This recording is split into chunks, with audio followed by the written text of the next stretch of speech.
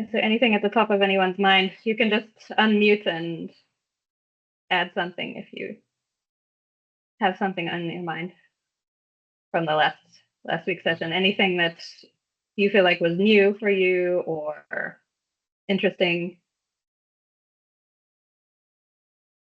or helpful to know.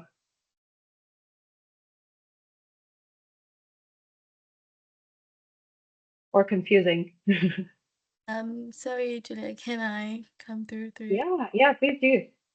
Okay, thanks. I think my highlights was mainly the section where you were guiding us on how the model allows you to sort of clump or sort of select different land uses.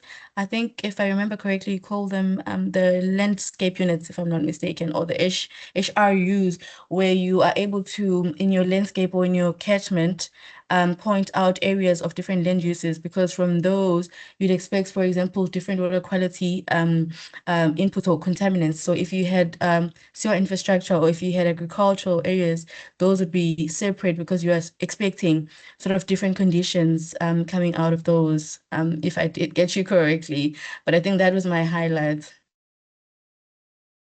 Great, thanks. No, you are getting it correctly. Yeah, each we have to decide how to break up the landscape into different land covers and land management units.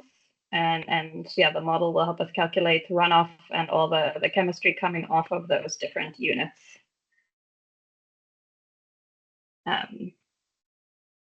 That's great. Does anybody else have anything that stood out for them last time? I am going to do a bit of a recap too before we move on to. But it's always helpful to hear what's sticking out for people or what they found unusual, and it helps me with how I describe things the next time around. I try to take note of people's questions and things that people are sticking out to people and help highlight those going forward. Well, please always feel free to jump in with questions. I don't want this to be too formal, and I want you to feel free to ask stuff and we'll talk about it. So anybody else want to add anything before I move on?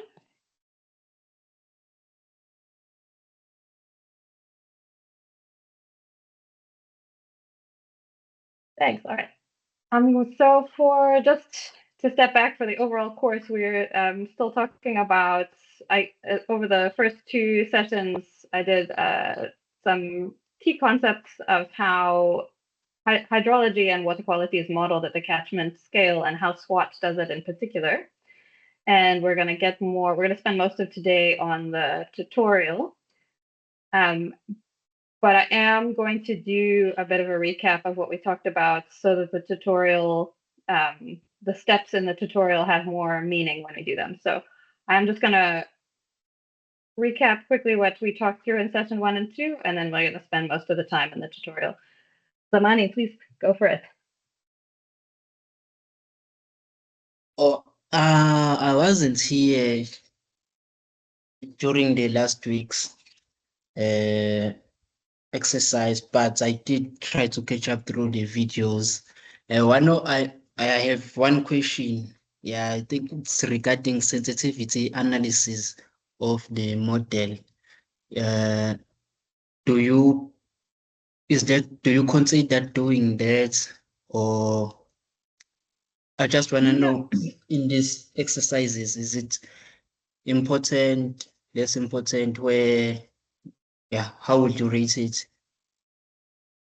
Yeah, so thanks, Amanda. It's a good question, and it's an important modeling process question as well. Like how there's always quite a lot of uncertainty. These models are calculating a lot of things and stringing together a lot of different data. Each one has its own uncertainties, and then we are putting parameters to also a lot of elements of the catchment. So properties of the vegetation, properties of the soil.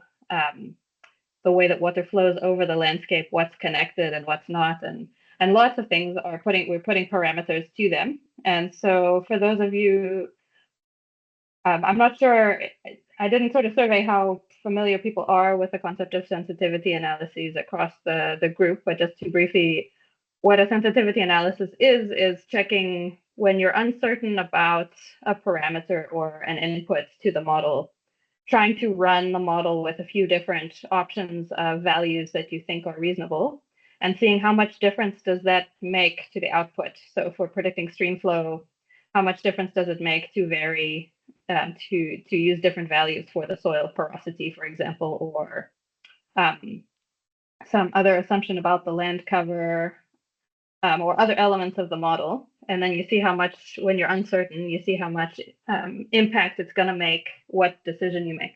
And so doing it, it goes hand in hand with what I talked about in terms of parameter calibration. So I'll come back to that in my recap. And it's part, so in part, you can do a sensitivity analysis across the parameters of the model that you're uncertain about and look at which ones it's important to focus on when you do your calibration. And because this model has so many parameters in it, I'll show you the website again, like where you can see lists of them, but there are a lot. What we tend to do, instead of doing a full-on sensitivity analysis for this model, people who've worked with other models, like if you've worked with Pitman, for example, Pitman has a lot fewer, or WRSM, it has a lot fewer parameters. And so it's feasible to kind of do a full sensitivity analysis. With SWAT, because there are so many parameters, what we tend to do is there's a list of parameters that are the most, that literature, people who've done a lot of full sensitivity analyses of SWATs and focused on that have highlighted the ones that it tends to be the most sensitive to. And we tend to focus on those for our calibration rather than doing a full sensitivity analysis every time, just because there are so many parameters we're putting in. I'm not sure if that answers your question, but I will sort of circle back on that one. So it's good to know that that's on your mind, and I will circle back to it. Okay, I got a thumbs up. Thanks. So I'll keep circling back to that and put that into context. Thanks. So to do a brief recap before we get into the tutorial, to give the tutorial, because the tutorial is a lot of just like software steps, but to give it, we have in our minds what the model is trying to do, why we're doing these steps. I'm going to recap sessions 1 and 2 quite briefly. These are slides you have seen. I've kind of reordered them a bit to consolidate it. So as I said, we're modeling the hydrology numerically. We have inputs of rainfall and evaporative demand and these properties of catchment. And then the model has units, these HRUs we talked about, and there's equations, and it gives you outputs of stream flow and other processes like evapotranspiration, soil moisture, and water quality. So in order to do all of this, we do have to break up the catchment area into a network of connected units. And then it calculates processes for each one of those units, and it calculates flows between them, and it sums it up at the ends of subcatchments. So in SWAT, the way that the SWAT model breaks things up, you have a stream, your stream network is broken up into individual reaches or streams or channels, like stream channel units, I'm going to call them. And you get subcatchments that are delineated for each stream unit. So SWAT has what they call channels that are smaller than streams, and streams are the larger ones, and then you get a subcatchment for each segment of stream, either where there's a confluence between two streams, or you put a specific point on the stream that you want to delineate for. So we'll show that in the tutorial. And then the subcatchment area itself, that land area itself, and the soil layer is divided up into these HRUs, the hydrological response units. So that the HRUs are not shown in this picture necessarily. So the subcatchments are the red lines, and within that, the landscape is going to be broken up by land cover and soil and management combinations that we decide we want to break up into units. The other layer of breaking up the landscape that SWAT allows is these landscape units. And landscape units for SWAT is like these upslope areas, and they call it a floodplain.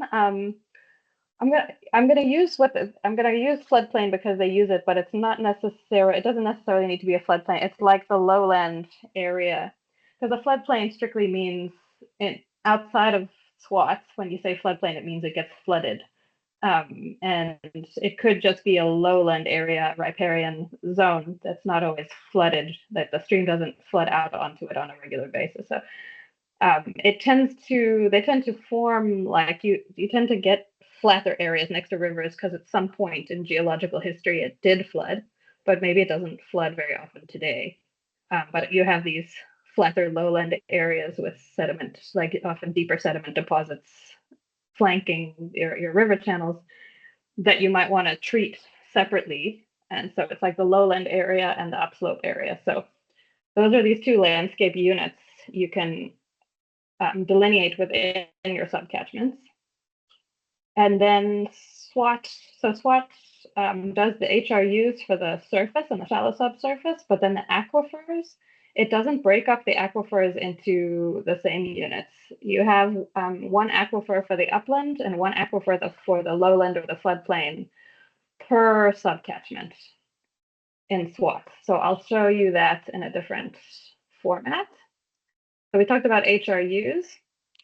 These, like, this is just an example from another catchment I worked in, but you have a land cover map, and then you look at how much area you have of each different land cover you want to represent within each subcatchment, and you make these units. So this is the land cover map on the top, and then at the bottom, this is sort of conceptually what the model is doing. It's taking all, in this case, it's fynbos area, all the wattle area, all the orchards and the fields, and lumping them into units to model them separately, and they have different sizes depending on how much area of that land cover you have in your catchment. And when you make HRUs, you're considering land cover, but you're also considering things like topography and soils and land cover management aspects. So like if you have, so a picture again, like if you were to have an area, you might have maize or some other crop in your landscape, you might want to subdivide that into areas of that crop that are irrigated, fertilized, not fertilized. So it's land cover plus management that you want to separate out into pieces that you're going to model differently. And then also topography plays a role too. You might have grassland areas with a high slope and grassland areas with a flat slope, and you'd want to model those two as separate HRUs because they're going to act differently in terms of runoff and erosion, etc. So it's not just it's land use, these HRUs, but it's also topography and soil and management.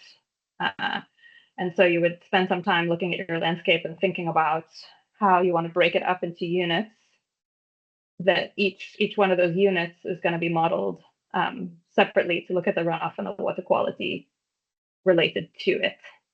And so we're going to spend quite a bit of time on another day looking at land cover maps and how to do this for the uMngeni catchments. And so for these HRUs, SWAT calculates like the surface and the shallow subsurface processes for HRU. And what are those processes? Those are infiltration, surface runoff, distribution of water through the soils, lateral flow, evaporation, and transpiration of the plants. And then at the groundwater scale, those are for the groundwater, once water has entered the aquifer below, that's calculated at the scale of the landscape unit. So that lowland versus upland, or the floodplain versus upland areas. So to show that, and then also the other processes we added on last week as well, it also calculates water quality processes for these HRUs and the aquifers. So those are erosion and sediment transport in the surface runoff, nitrogen and phosphorus cycling in the soils, and then transport of nitrogen and phosphorus when it's in a dissolved form or attached to sediment that gets eroded. How much moves in the surface runoff, the lateral runoff, the groundwater recharge, and the groundwater runoff. So what moves out of the soil into the aquifer, and then what moves from the aquifer into the stream to the degree that there is groundwater flow entering the stream. And then to look at all that, it also accounts for what we input in terms of fertilizer and manure applications for urban areas. There's some wash-off parameters. And you can also add septic systems being represented if you think that they're leaching into the groundwater and if that's important in this area. So those are also calculated by HRU in addition to the hydrology. And also, yeah, pesticide storage and whether it degrades over time. When I say storage, I mean, like, is it stuck on the leaves? Is it stuck in the soil? Or is it dissolved in water and moving? And then does it degrade over time, and is it transported in runoff and sediment? And the same thing with pathogens. It's just pathogens can grow and die depending on temperature and nutrients. As I mentioned last week, pathogens are still being added to SWAT Plus, so that's going to be added later. By pathogens, I mean that you can do any bacteria you want in there. It generalizes about them, but you could do E. coli, for example. So it calculates all of these, and this is just another some diagrams about the nitrogen and the phosphorus cycling that it models in the soil. So it's modeling all of this for the HRUs and looking at the shallow subsurface processes by HRUs, the surface and the shallow subsurface, and then aquifer processes are lumped at these bigger landscape units and then lumped within a subcatchment. And then the runoff from HRUs, the surface runoff and the lateral runoff from HRUs needs to be routed before it gets to the stream. And the way that SWAT does it is through these landscape units. So it's going to lump all the upland ones, route that water through the floodplain or the lowland landscape unit, and then to the stream. And that's nice because it allows some buffering, which actually happens in terms of riparian buffer areas, and it's important can be important from a water quality point of view. And then there is modeling of what happens in the channel network. So this is water moves from the landscape to the channels, or landscapes to water bodies. You can add reservoirs and dams, and the model includes the connections between which land units are feeding which channel units, and which channel unit feeds which one's next downstream, and so forth, and the same with water bodies. And then there's water quality processes being calculated within the streams as well in the model. So within the streams, you have the water that's come from the landscape and aquifers into your stream units or your channel units. So that's your non-point sources of sediment and nutrients and pathogens, pesticides potentially. And then you have point source additions you can add as well as just time series of inputs.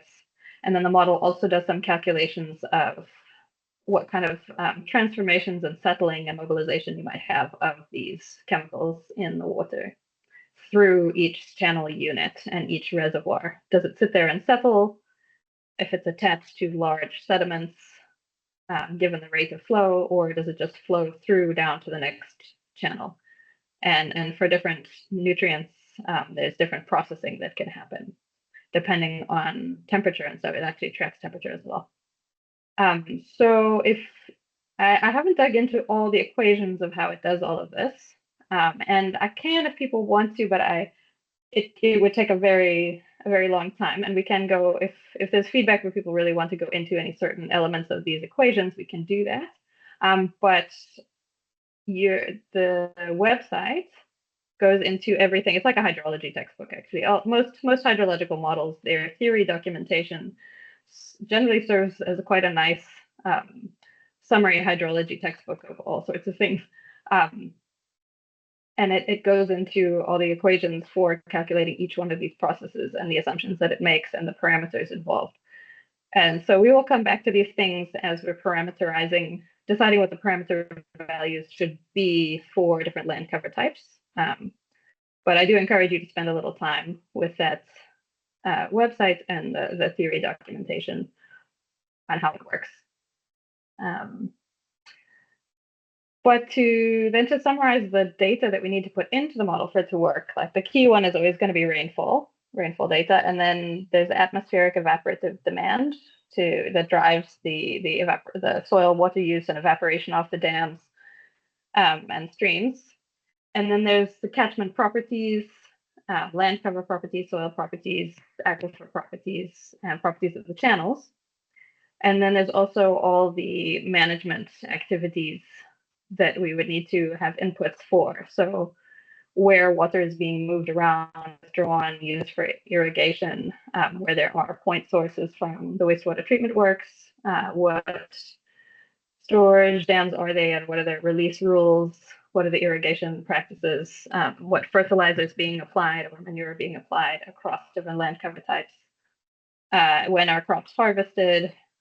So we have to put in a lot of things as best we can. And then how urban areas work, particularly when there's a lot of hardened surface, how connected is that hardened surface? Does it drain very quickly to a stream? So if there's quite like a functioning storm drain system, a lot of it is going to drain very quickly to the stream. If a lot of it just runs off into pervious soil, then you might not have as much runoff for the same amount of impervious surface, for example. Then there's other data that it really helps to have. You don't need this data to set up the model because it's going to calculate all of these things for you, but you ideally really want to have some streamflow data so you can see how well your model is doing. That's why I call it calibration validation data, and it's a separate thing. You could set up and run a model without this, but if you have some, you're going to be able to check yourself way better with streamflow and soil moisture, groundwater levels also, and any real estimations of plant water use. So I call it actual evapotranspiration. So those are the data that we need to make and run the model.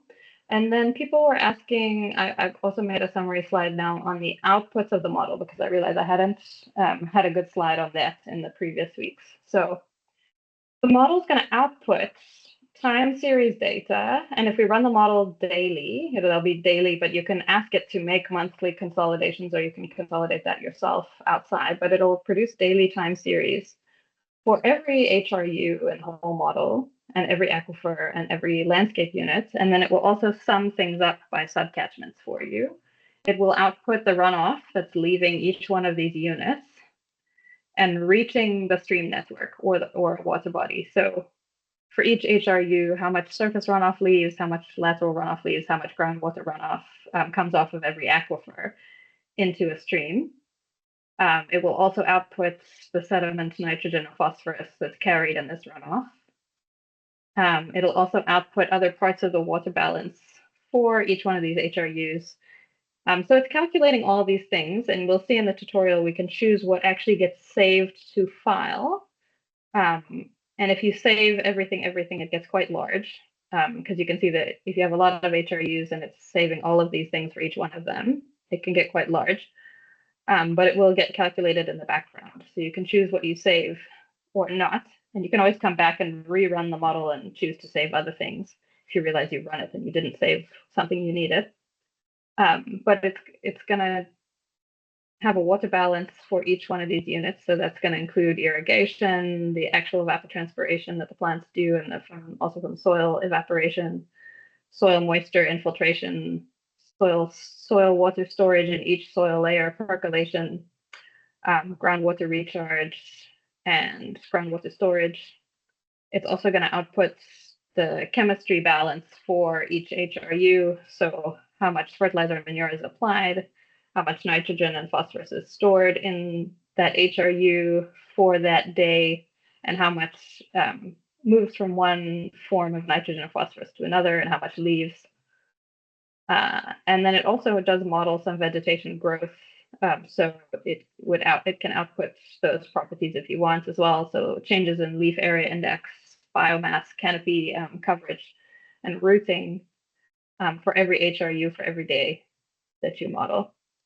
And then for the stream units and the water bodies, it will output and save inflow into the upstream end of the stream unit and outflow from the downstream end. And then similarly with reservoirs, inflow and then outflow, and you set the rules for the reservoirs in terms of overflowing and controlled releases, and we'll get into that. and then concentrations of sediment, nitrogen, etc., in those inflows and in those outflows. And then it also will output other parts of the water balance for each stream unit, like transfers and withdrawals, evaporation, seepage, and storage, and the chemistry also for the unit. So how much has come in from the landscape, how much has come in from the point sources that we specify, what forms of nitrogen and phosphorus are in the water, and what transitions are happening to those. So it produces a lot of outputs, and we can choose what is useful to look at and how to summarize it for which areas. But I just wanted to put that together in one place so you have this slide as well as a summary of what it outputs. And I put in bold the things that we look at the most, but it does output all of these other parts of the water balance that can be helpful to look at, especially if your stream flow is looking wrong. You might want to go back to, you might want to then look at what's the evapotranspiration looking like and see if that's problematic and then change other things. So it helps to look at some of these other outputs, even if you're not really using them for your final analyses. They can help tell you what's going on in the model. And then we come to, then we have our outputs, and then we would want to circle back and say, how well is our model actually doing? And we mentioned parameter calibration, and this goes to what uMngeni was asking about as well in terms of sensitivity, which values we want to adjust to try and improve our model, and we would want to focus on the most sensitive ones. And then also any uncertainty analyses focus on the most, and when I say sensitive, I mean like, if I change that value in the model, does the output of the model change a lot? Then we'd say it's very sensitive. If I change that value in the model and the output of the model doesn't change very much, then we would say it's not very sensitive to that value. So we'll go through a process of adjusting the parameter values to improve the model output. So this graph again is modeled output is the blue line, and then observed stream flow in this case is the black line. And if we adjust parameter values, we can get a better fit. That's just an example of that. We will come back to that for the uMngeni model in particular. And then we look at how well is it doing versus what we're going to use the model for. And then if it's not doing good enough, we need to keep going back and say, what can I fix here? Is it parameters? Do I need to change something about the way that the rainfall, or what's causing the issues, and can we fix them? Sometimes you can't, given the data that you have. You see, and then sometimes that just means you can only use the outputs in certain contexts and not actually in others. Like if it's really not getting the peak floods right, then you shouldn't use it for like building a bridge in a high flooded area, for example. You might need to look at another way of looking at that. But maybe you can use it for water quality warnings, and so there's some back and forth between what we want to use it for and what we can use it for, and how good can we make it. So that was a whirlwind recap of the things that we talked about in the last two sessions, that I wanted to go into again to give background to the software stuff we're going to do now. Before we move on to the tutorial, are there any burning questions anyone has on that recap of how SWAT works?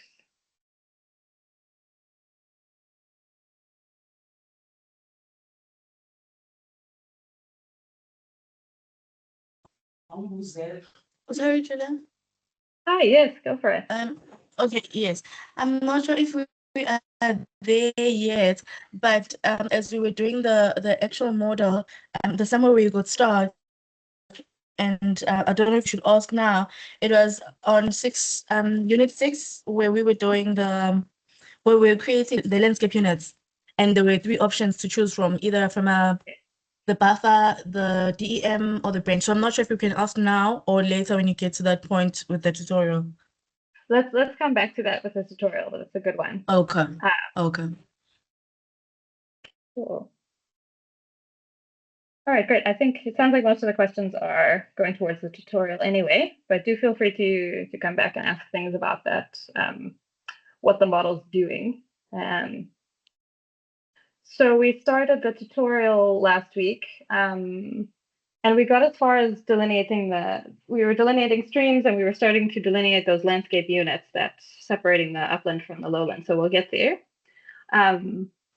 One thing that came up when we started, when we delineated the streams, we were having a question about, I'm just going to go back to a theory thing related to it, and then we'll open up the model and the software and start working our way through that part. But something that came up was that I realized I hadn't actually explained properly, and I tried to explain in words, but I didn't have pictures at the ready, and I think it helps to look at with pictures, is what the tutorial is going through the process that SWAT does for you in terms of delineating catchments and subcatchments and a stream network. And you can do this in other tools. I think other models people might have used. Sometimes you do this in GIS yourself. In the like bring that into the model. I know Acru works that way. You have to do your own GIS and then bring it into the model. SWAT has you do it in QGIS with this plugin because it helps with a lot of the attributes and the structuring of the model. It develops all the numbering and the ID numbers and what links to what and all of that stuff automatically for you when you do it this way. So it's using the topography, the DEM, which is a grid file where every grid cell has an elevation, the meters above sea level elevation for every cell. And so I just want to cover what it's actually doing when we're doing the stream delineation and the catchment delineation. So a catchment, you guys know this, but just to put it in context of using a DEM, it's the area of land that all the runoff would drain to a common point. From where the water collects and due to gravity. So on this image, for example, like if I put a point where that blue triangle is on this stream, you can kind of see in the vegetation there. If I wanted to delineate all the land that all the runoff would collect to feed to that point, this is my rough doing that on this image, but it sort of follows the ridge lines, all the land that, the slopes downwards towards that point. So that's what the plugin would do for you. In ArcGIS, people might have used ArcHydro before. SWAT uses something similar in QGIS. And then when we're talking about stream channels, this was the part I think people hadn't seen as much before. Stream channels, it's linked to the definition of a catchment, but stream channels form when there's often enough to start carrying away sediment and create a channel. And then you get this concentrated channel flow versus like sheet flow over another part of the landscape. So that tends to happen in parts when you have enough landscape area that's feeding runoff to a kind that concentrates in a point, like the landscape concentrates at a lower point. And when you have enough runoff feeding towards an area every time it rains, you start getting channels, and then it'll develop a channel over time. But it can also start where you have groundwater outflow from an aquifer, because there's a certain geologic layer that forces water out at a spring, and that can be why a channel starts. So that's why I say generally it happens when there's enough upslope area feeding runoff to a point, like in that picture. But that's not always a reason why a stream starts where it starts. Sometimes it starts because of groundwater flowing out at a spring can be the reason why a channel starts exactly where it starts. But in general, there's usually like a threshold of area depending on what the slopes are looking like and the way the rainfall is. Is it a high rainfall intensity area? There's generally like a rough threshold of area that if that area contributes flow to a lowland point, you start seeing a stream. So I tried to show that in this diagram with those dotted line area. So when we were in the tutorial, when we come back to the tutorial part, that's the flow accumulation area that's needed to start a stream. And every time enough area like that comes together, it will start drawing a streamline. Does that picture make sense to people? Oh, this is going to help us with the stream definition parts, the way what it's actually doing there. So how that works in a DEM and a GIS format is you have your elevation grid. So I took these pictures from ArcHydro's guide because they had nice diagrams. So there's my citations. But over here on the left, this is the elevation grid. And all of these numbers are meters above sea level. Pretend these are all meters above sea level. So this is 78 meters above sea level, 72, 74, 60. So what you can see is that there's high elevation in the top left corner, low elevation in the bottom right in this example grid. So then it looks at that. It looks at which cells, like for every cell, are the neighbors lower or higher? And then it looks at which way water would flow out of. So if you start from 78, water would flow out towards 72 and 74. But 67 is the lowest neighbor out of these three. So it's going to flow diagonally. And then it would look at cell, this one that's 74, and it says 69, 53, 67. 53 is the lowest one. It would flow diagonally. And so it codes that and has numbers for each direction. So flowing, lower right is a code 2. So it assigns all these codes, say which direction is water going to flow out of each cell based on the elevations of the neighbors. So it codes that. It makes a flow direction raster. And then showing that with arrows instead is this diagram. So you can see these ones are all going to flow towards the bottom right. These ones are going to flow right. These ones are going to flow down, etc. And then you make a flow accumulation raster, which is how many cells would contribute water to this point. So it follows the line and it sums them up. So these ones that say 0 are essentially the catchment boundaries because nothing is flowing into them. And then this one says 1 because one cell, if you go back here, this one flowed into this one. And then this one says 7 because it's accumulating. If you come back to this direction, it's got this one coming in, this one. 1, 2, 3, 4, 5, 6. And I get, it includes itself. Okay. And 7. So it's this area flows into this one, including itself is 7. Yeah. And then this one's 20. So this guy here is 20 because it's getting all of these ones. So that's 1, 2, 3, 4, 5, 6. This is all going to sum up to 20. So this is a flow accumulation raster. And what you can see is that the flow accumulation, how many cells flow, comes together. This is how you start delineating streams. Because if I said once the runoff of 20 cells gathers into one cell, start making a stream, then the streamline that it's going to draw for us will start here at this cell and then include this one, 24 and 35. If I said start at 7 cells, then it would start the stream over here at this one, and then 20, 24, 25, and then it would have a little branch at this 7.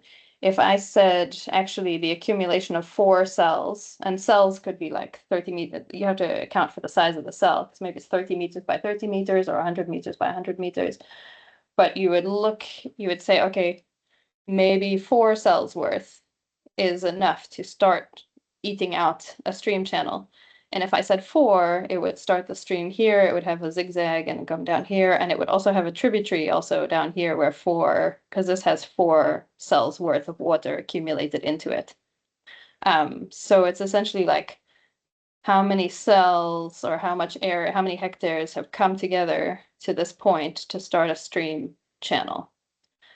So that's what it's doing, helping you do, and that's how it's drawing the stream network in the QGIS plugin of SWAT, following this logic, because people were asking, what does that part mean and what is it doing? So this might be too much GIS for some people, but that I wanted to explain what it is actually doing there. And then we'll get to the question of doing the floodplain delineation and which one to use. So I'm going to switch over. Before I switch over, were these diagrams, did these help at all? Do people understand what I'm talking about?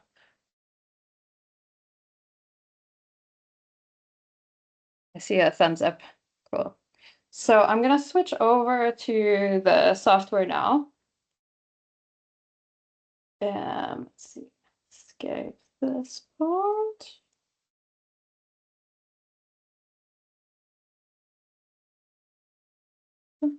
And put my, let's jump back to our screen on the tutorial. So last week we had gotten to, forgive me for people who weren't here, but we hadn't gotten that much further than we did the first week, but in the tutorial, we had delineated the streams using the values, the thresholds that were suggested in the tutorial. And I did a little run of showing what it looks like when you change those thresholds. And this is what I was just showing in those slides on what that threshold means. That's how many cells need to contribute flow concentrated into one point to start a stream. That's how these first lines. So it's doing that in the background. It does a flow flow direction, and then it does flow accumulation, and then it gets a flow accumulation grid, and it starts drawing streams as soon as enough area is contributing to make a stream. And so usually you play with these numbers and you run it and rerun it until the stream network looks like what you know, roughly what you know to be there, given your particular area. And I've already done this for the uMngeni catchments, and I'll show you that. But for this example, we use these thresholds. And if you made the numbers bigger, you can change to understand what it means in terms of area. And you can change the units depending on what you like. So if I've got it in square kilometers right now, or if I put it in hectares, it's like 9 hectares of land concentrated flow into one area, like comes together into one area, would create enough runoff to start creating a stream in this landscape. So the next thing it has you do, so now we have our stream network. And just to show you what I did show this last time, but I'll show it again. There's an attribute table. Every one of these stream units has a number, and it knows what's upstream and downstream. It has a length. It has the area contributing to it, which is nice. It calculates the slope. So it's used the DEM and it's calculated what's the slope of this stream. So it gives you a lot of helpful stuff that the model is going to use when it does all its calculations.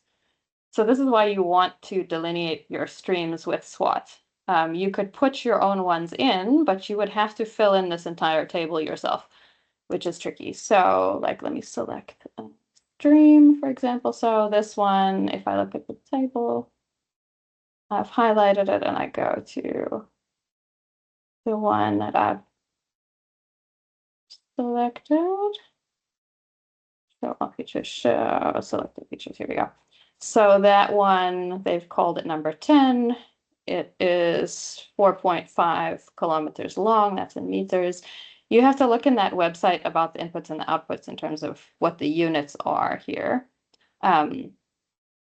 It drops 80 meters over its length, so it has a slope of 0.017. It has upstream contributing area, so the catchment feeding into the stream at the upstream point, and then it also has at the downstream point. So like the upstream point and then the end of it, which was over here. So it has a catchment to this point, would be the a full downstream contributing area, and then the catchment that feeds this upstream contributing area.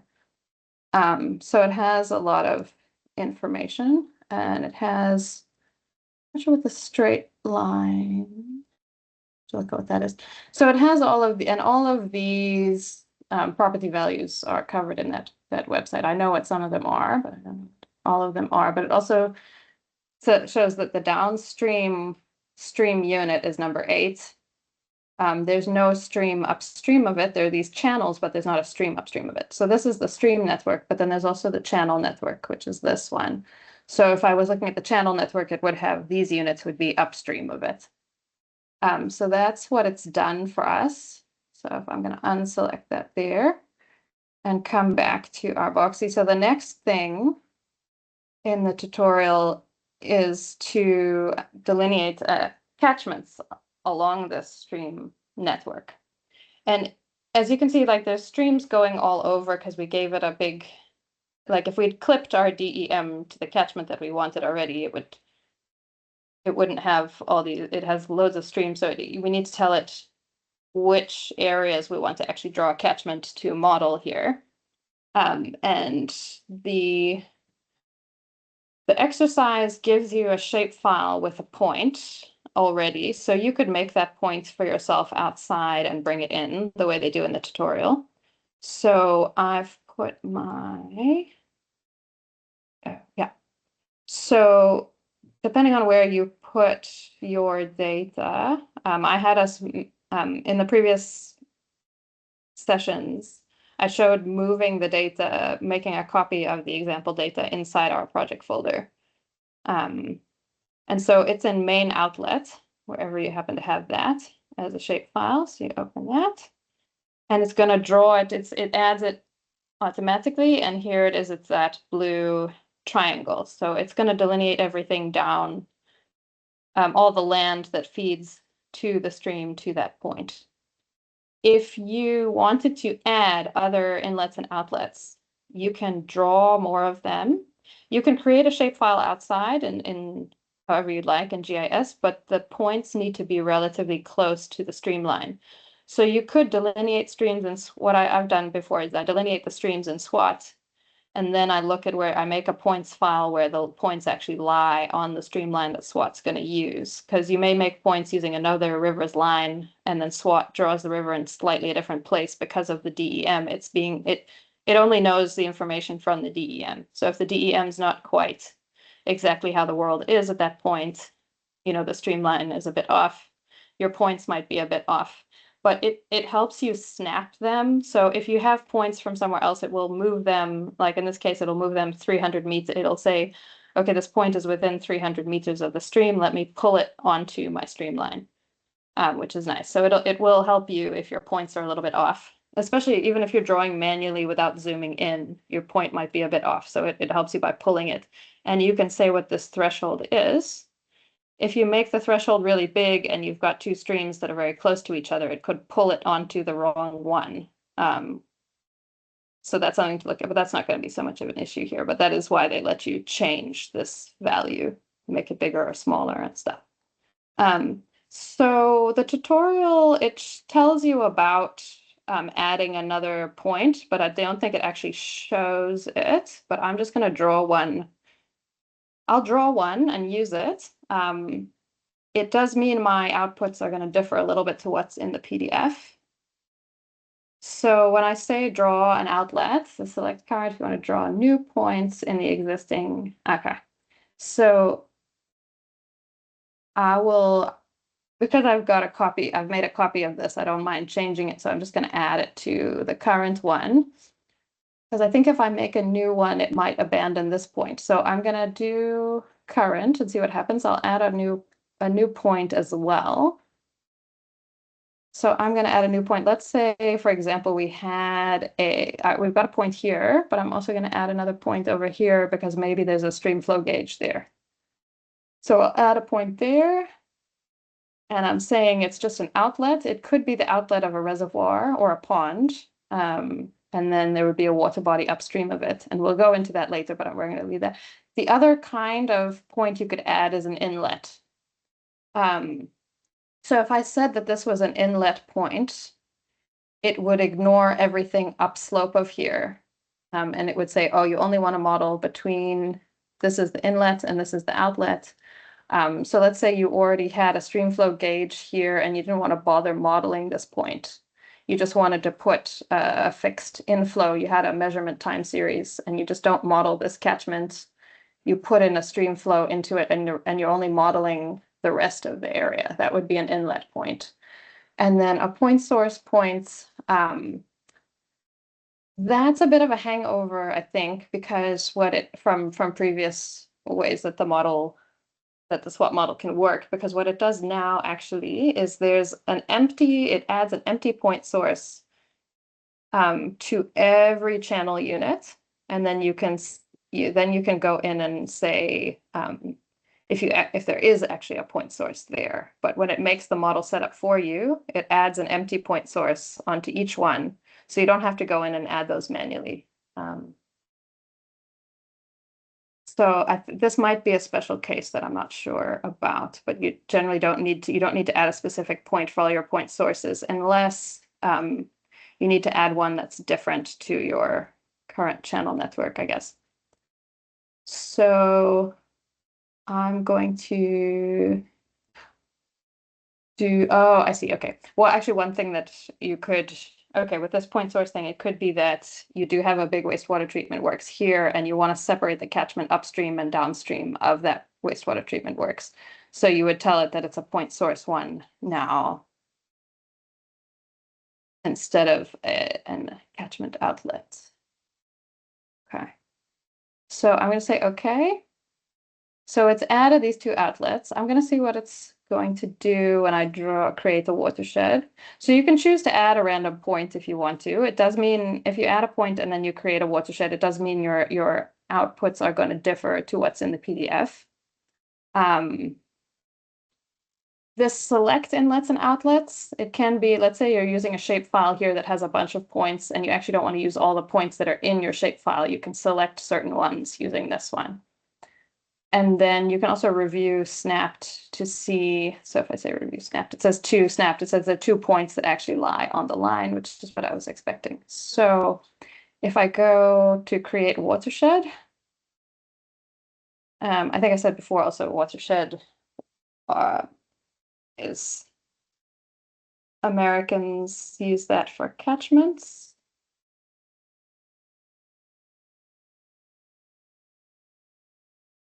And then in SWAT language, I think watershed is the biggest area, and then it is a sub-basins for when I tend to say subcatchments.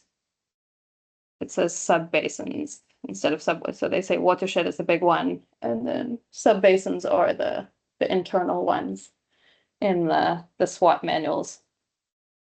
So this takes a little bit of time.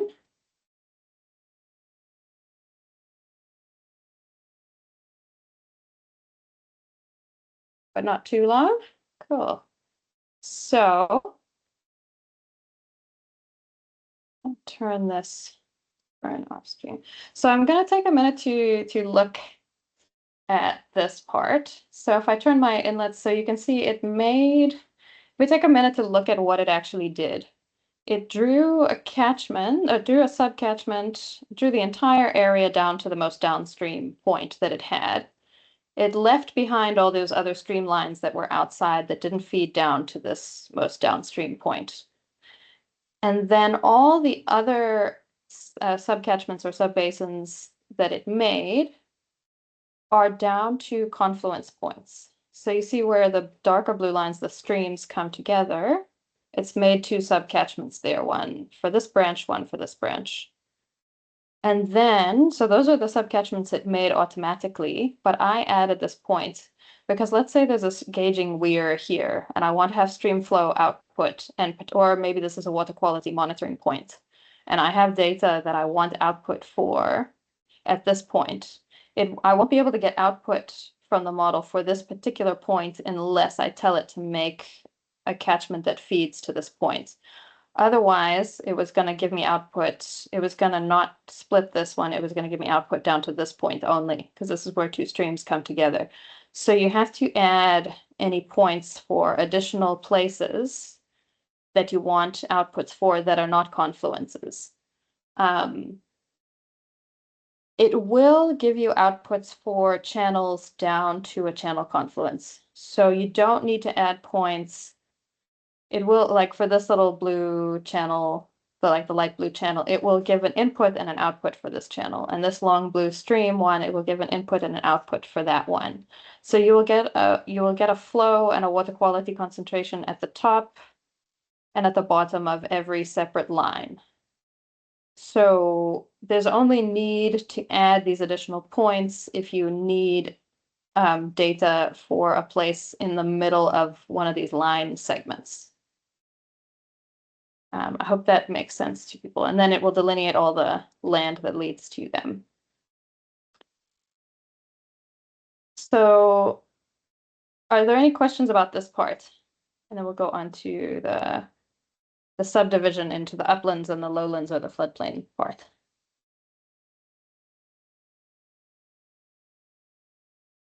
Sounds like people have got this part. And so then we would look at where on the uMngeni catchments we want to put extra points in, and where reservoirs are, you'd have to put that in as well. So in this example, in the tutorial, there's no reservoirs. So we'll come back to that. But if there were, you can add a shapefile. They call it lakes, but it would be any water bodies. And you would add a shapefile of the areas that they cover. And so they don't have it in this tutorial, and I'm going to come back to it as a separate section because there's quite a bit you have to do here. But for the sake of what we can cover here, oh yes, the other thing to show you is that similarly, like we took a look at what the stream flow, the stream and the channel network shapefile attributes came with, like what it calculated for us. If we look at the attribute table, I see. Yeah, okay. If we look at the attribute table for the subbasins or subcatchments, it shows you, it assigns them numbers. It can be a little confusing. Okay, it hasn't assigned the subbasin numbers. Okay, so it will assign a whole bunch of data, but it'll do it when we finalize things. But it's just giving you the areas of them and a polygon ID. We'll come back to it after the next step. Yeah, because when you finalize things, because you can merge some of them if you want to. So then the next step it has you do is create the landscape unit. Also, you notice if I hover my arrow over a lot of these buttons, it gives you some help. So it says create landscape unit would divide each subbasin into floodplain and upslope areas. So you go create, and it's busy calculating some stuff first, and then it gives you these options. And so in the tutorial, it directs you to just look at a few of the different options. And what you'd have to do for your own case is see what's most appropriate given the landscape that you're working with and the particular areas that you're working with. Because the reason for doing this is to separate out areas that are going to have quite a different soil and quite a different aquifer and quite a different land cover, that it's worth routing the water differently through them. Specifically, it breaks into a floodplain aquifer as well. So it's not, it's all of these things, it's calculating them from the DEM. So it might not and it's calculating them based on the DEM for the entire area. And the processes that are happening in different parts of your catchment area might be a bit different because the geology it might be granite over here and sandstone over there, and it might, which like one's softer and one's harder, and so the landscape erodes differently in different places and stuff like that. So it's always going to be quite a simplification of what's really happening. So the tutorial just goes through showing you what these different ones look like, and you can try them out. So the quickest one is buffering the channels. And so when you buffer the channels, it's going to buffer each one of these lines by a certain distance, but it's going to, you don't pick, there's a buffer multiplier, but it's not neatly like it's the stream width times the buffer multiplier. So it has made assumptions about stream width based on the flow accumulation feeding to that point. And you can see the stream widths in the attribute tables here.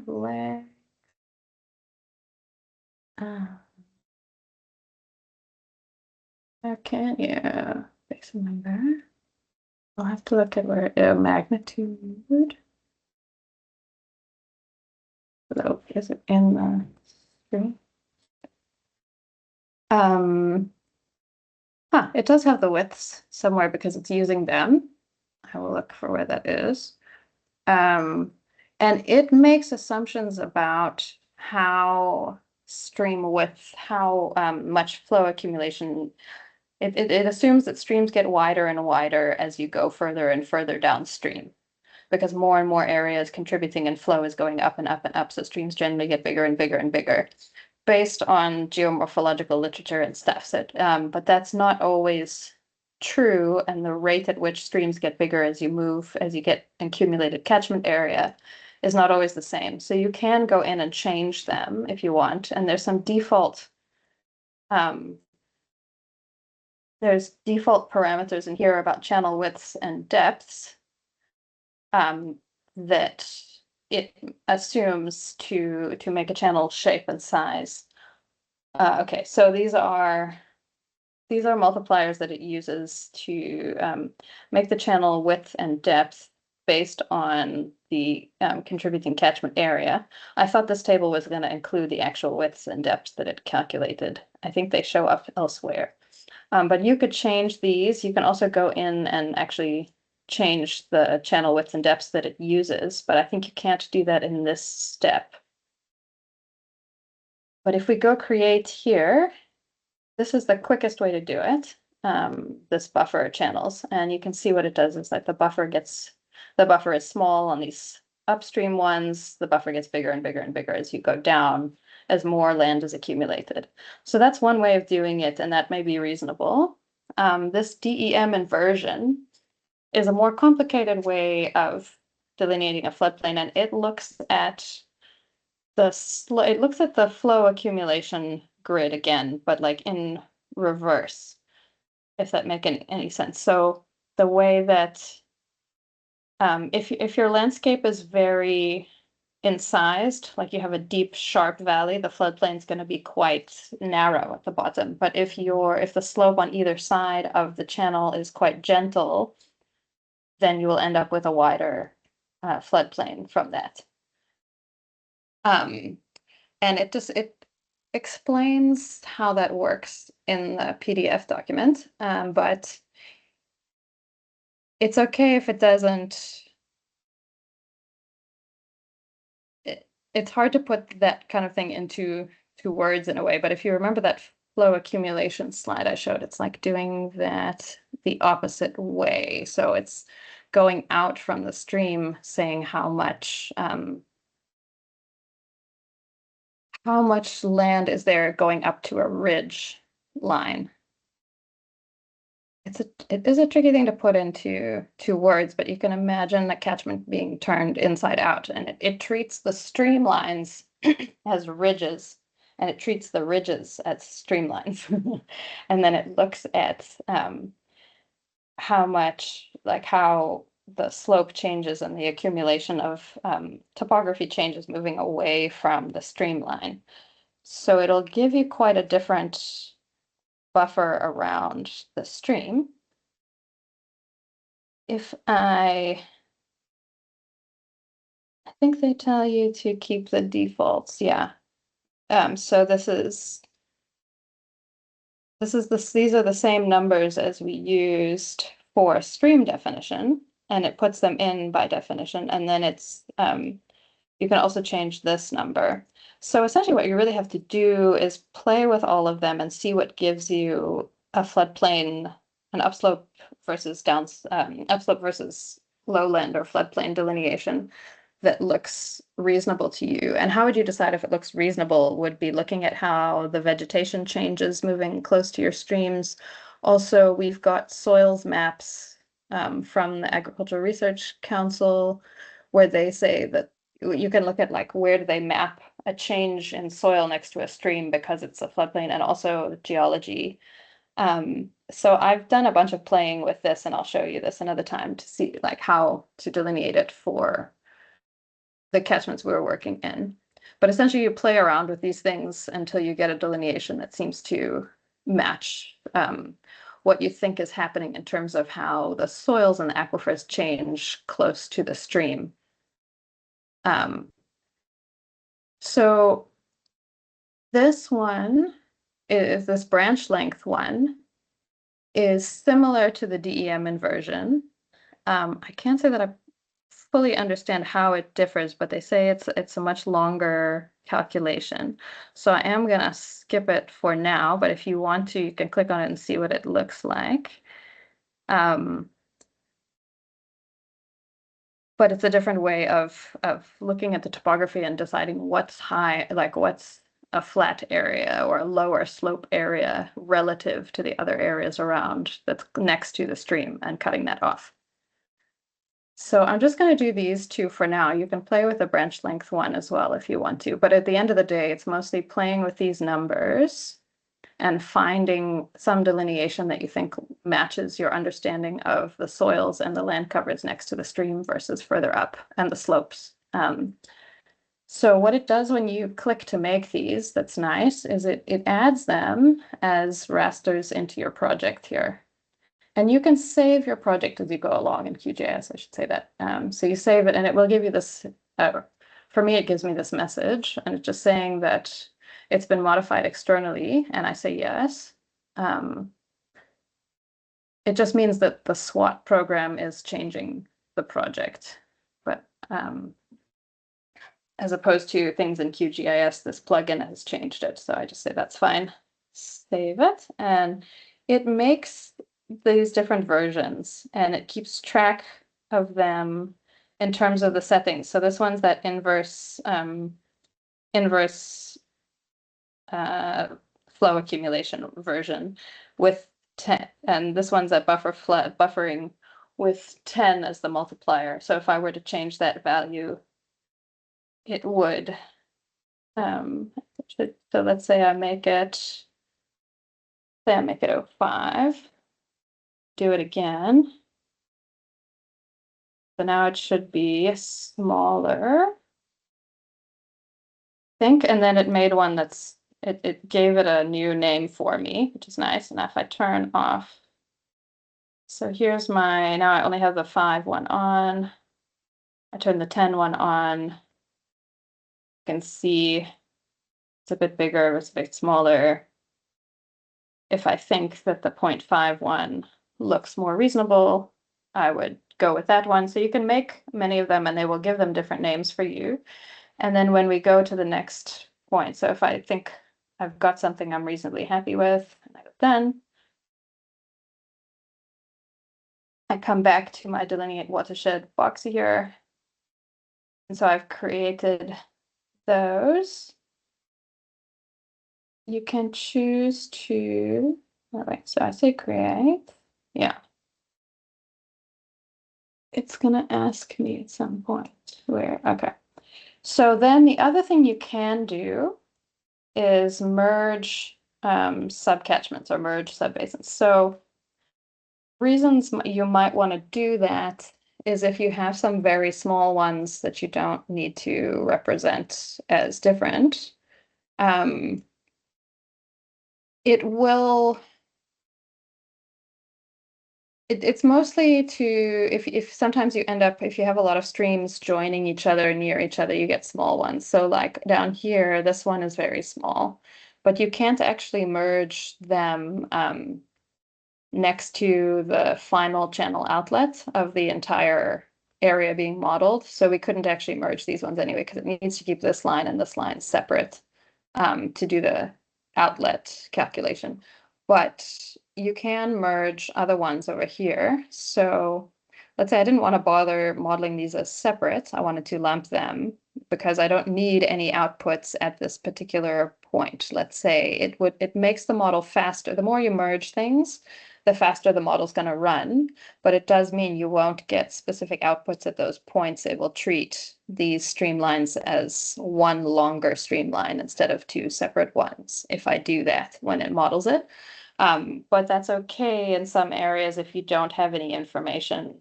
You might as well not slow yourself down calculating a lot of stuff that you don't need to necessarily. So when you do a very big model, it's worth, and then you end up with some tiny subcatchments because of how the streams come together, it could be worth merging some of them. So to do that, we're at 6.1.4, sorry, in the PDF I'll show you, with this merging subbasins part. It's hard for me to keep it on the same screen, so I will tell you where I am on occasion. Also stop and ask me if you need to. So we're at 6.1.4. We're looking at the merging subbasins. And it lets you pick some. So when they go further, they're not merging any in their example, but they show you how you could do it. So you can select subcatchments, and you can also select small subcatchments. And if you do that, it will, if I do that, you'll say, is there a threshold area you want to, so if you had a huge model with lots and lots of subcatchments, you might say you want to merge anything that is below 5%, like is 5% or lower than the mean area of all the subcatchments, or has any subcatchments that are less than 5 hectares, for example, should be merged with their neighbors. So you could automate that process, and if you're doing a huge model, you might want to. And that would be that select small ones. So if I say, I wonder if it's going to catch any of them. Let me do a bigger threshold and see, does it catch any of them? Okay, so the only one it catches with this 10% threshold is this one, which you're not allowed to merge anyway, so it's not going to merge it. But let's say if I go up to,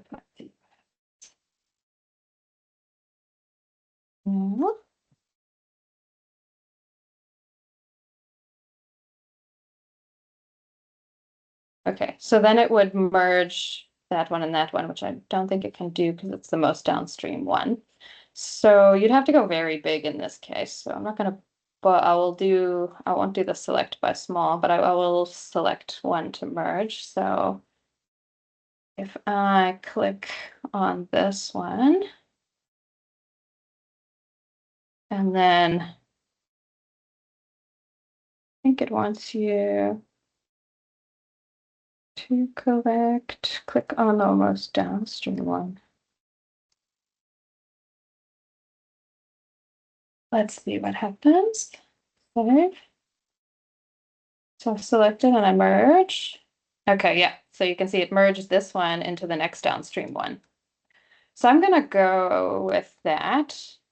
It does mean my outputs are going to be different than their outputs. I'm also going to go with this other. So you can do different things than what they've done using their instructions just to see what they do.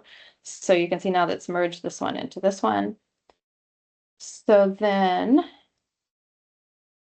if I go to the next step. So I think you guys were asking about which one of these floodplain definitions to use. I hope I've answered that question. It is kind of you need to look at your particular area and make a decision about what makes sense. And then if I go, okay, and so we've created these landscape units, but it's gonna now finalize our delineation of subcatchments.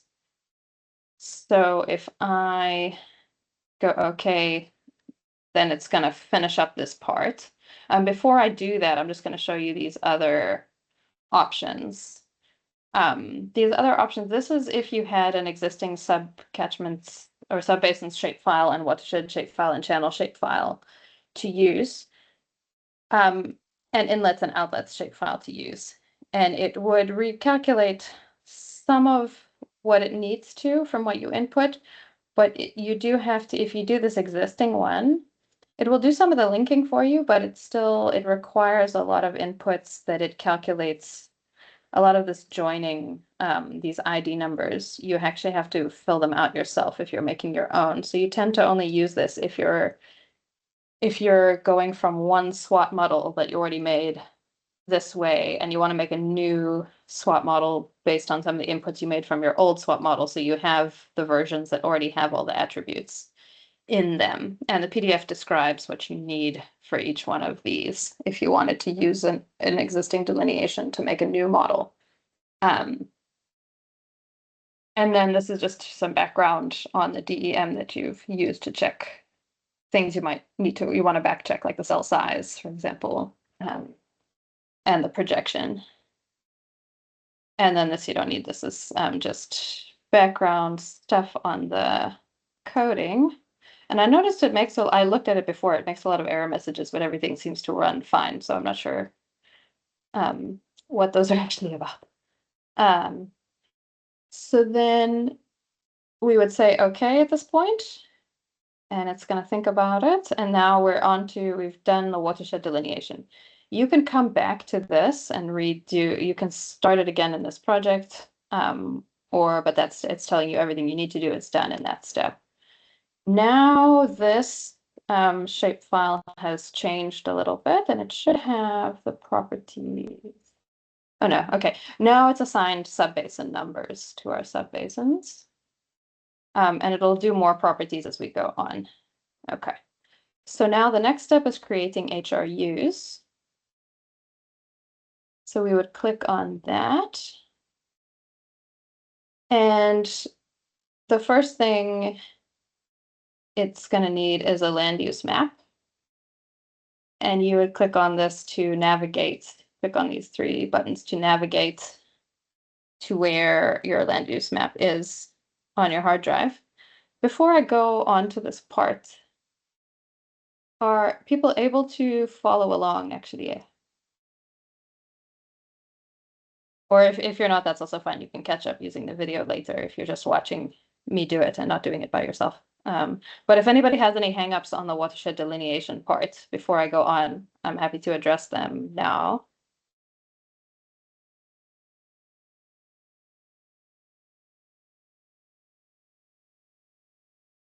Yes, Amani. Please go for it. Can you hear me? Yes, I can sorry. hear you. You Okay. lost. Yeah, you lost I can hear you. me. Yes, you lost me at a part. I think just a loss of concentration, but at a part where you have just created when we are done with delineating the watershed to creating the HRU, I was lost between that step, between those steps. So let me just close this and go back a step. So we were on delineate watershed.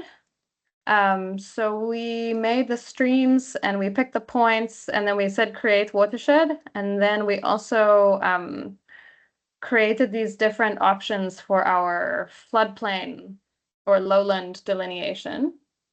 And there was an option to add reservoirs and merge subcatchments. So we looked at those. All of these are optional, but you have to do your floodplain delineation in this area. When you're done with all of that and you like the set of subcatchments that you have here, then you're done. Then you just say okay at the bottom. And then it's finished. It's assigned numbers to our subcatchment, so we can actually see, it shows the numbers here. Like this one says 3, this is 8, this is 9. So the numbers are, because the arrangement is like a network, the numbers aren't always what you expect them to be. But it knows which one flows into which one. So our outlet is actually number 7 here. You can see it down there. So is that the part, just finishing that part up? Is that where you got lost? You just say okay, and then it closes, and it brings you back to this window. Oh, I see. Now my tab was dropped, so I couldn't see the OK button. But now when I click it, the tab keeps popping back. Okay, yeah, sometimes the tabs end up get these like pop-up windows. It's a plugin into QGIS, and sometimes they end up at the back, the one that you're actually working with. So like when I put my cursor down at the bottom over my QGIS, it shows 2 windows. I've got my main my main QSWAT boxy here. And if I was working in the water, it would have this extra one. And if they got lost, usually when I hover over the QGIS thing, I can see I've got this window, this one, and this one. So we were working in the delineate watershed one. And then when Yes. you're done, yeah, I forget, it can get behind other things sometimes. But once you press OK at the bottom here, it will disappear. No, And then it you should cut, doesn't. and then we move back to this guy here. This is like our home page one, and it has the step 1 is delineate watershed. And our next step is to create HRUs. I'm just looking at the time. I'm wondering if we want to do our break. Last time we took a 15-minute break to stretch and get a drink and stuff. I think maybe we should do that now before we go into the HRUs instead of stopping in the middle of that. Is that all right with everyone? Yes, supported from my side. Great. People are desperate now. Give me a break. So let's stop for 15 minutes. So or so we'll come back at 1:45, so everybody can stretch and make a phone call and get a cup of tea or something. And we'll come back at 1:45. All right, I'm gonna pause the recording. If you have burning questions, you can put them in the chat, and I will be back at 1:45. Thanks, everyone.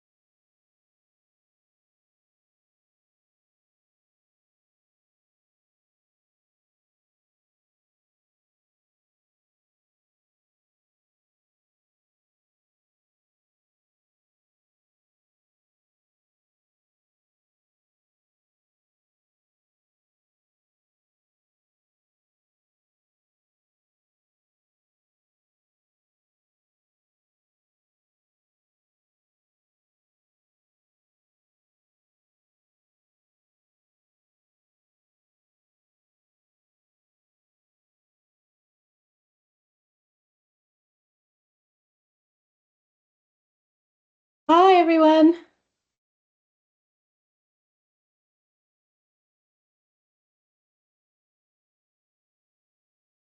Hope people are coming back. Cool, I see some thumbs up. I'll wait for a few more.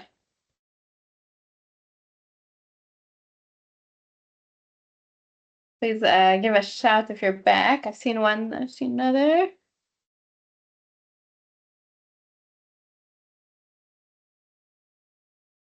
Wait another minute. Okay, there's another. Right. Still might be one or two joining. It's getting recorded. I am gonna start just so we don't run out of time or anything. Let's see. Okay, let me resume the recording. So welcome back, everybody. Hope you had a good little break. So we just finished delineating the watersheds, the catchment area, and the subcatchments in using QGIS and the SWAT plugin. The next step is to create the HRUs that we've been talking about. So that's going to be this combination, like as we talk about, this combination of land cover, soils, topography that we want to represent as different units, that for each one of those units, the runoff will be calculated, and as well as the groundwater recharge and the water quality parameters coming off of the landscape as a unit. So to do that with a SWAT plugin, it helps you overlay your land use map and your soils maps, and to create these units within both our subcatchments, or there are subbasins as they call them, and within our landscape units. So this upslope area that's in green and the floodplain area that's in white. So in this example, they've already prepared land use map that we'll use. So you would have to do that yourself. We'll talk about what to use for the uMngeni catchments soon, but as we go through this, just keep in the back of your mind thinking about how you would want to do this for the uMngeni catchments. I have done a lot of it, but I'll show you the way that I've done it, and we can also debate if there's additions you think we should make. So if we go into the land use,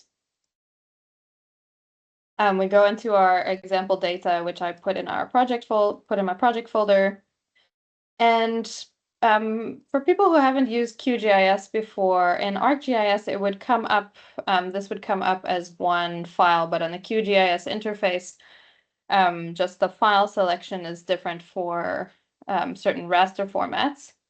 So the particular, when you go into a raster, it'll come up as a folder with the raster's name on it, and then you pick the particular file. I think it's the it's the HDR ADF file. Let me just double check that. We're in 6.2.1 here. Yeah, so it is, these are all linked to the raster, but to input it in QGIS, you pick this one. I think HDR is like header.adf. So you would pick that one within your land use folder. It's Rob land use new. So you pick that and you open it, and the file will show up here. And I think, yeah, now it shows up. It shows up in our project. For me, it's ended up behind my DEM, which makes it hard to see. But if I turn my DEM off for a second, or the hillshade. So if I could move it up so I could see it, or I'll just turn my hillshade off and I'll turn my DEM off.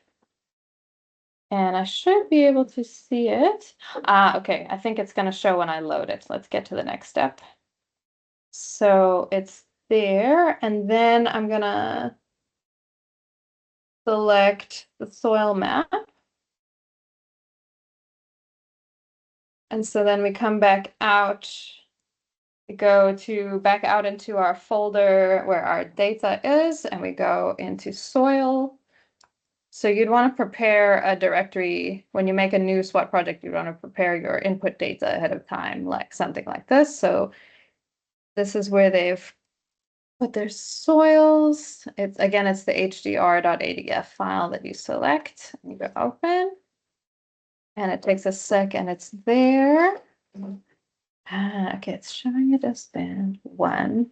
Just want to double check that so you prepare your land use and your soils as a grid file for input here. So we tend to, in other applications, we tend to work with them as shape files. So you would then want to convert your shape file of your land uses and your soils into a grid file before you bring it into SWAT. So in this tutorial, that's already been done for you. And the classes, I just want to see if I can show you, oh gosh, it's got pop-ups. The land use classes that we're working with here.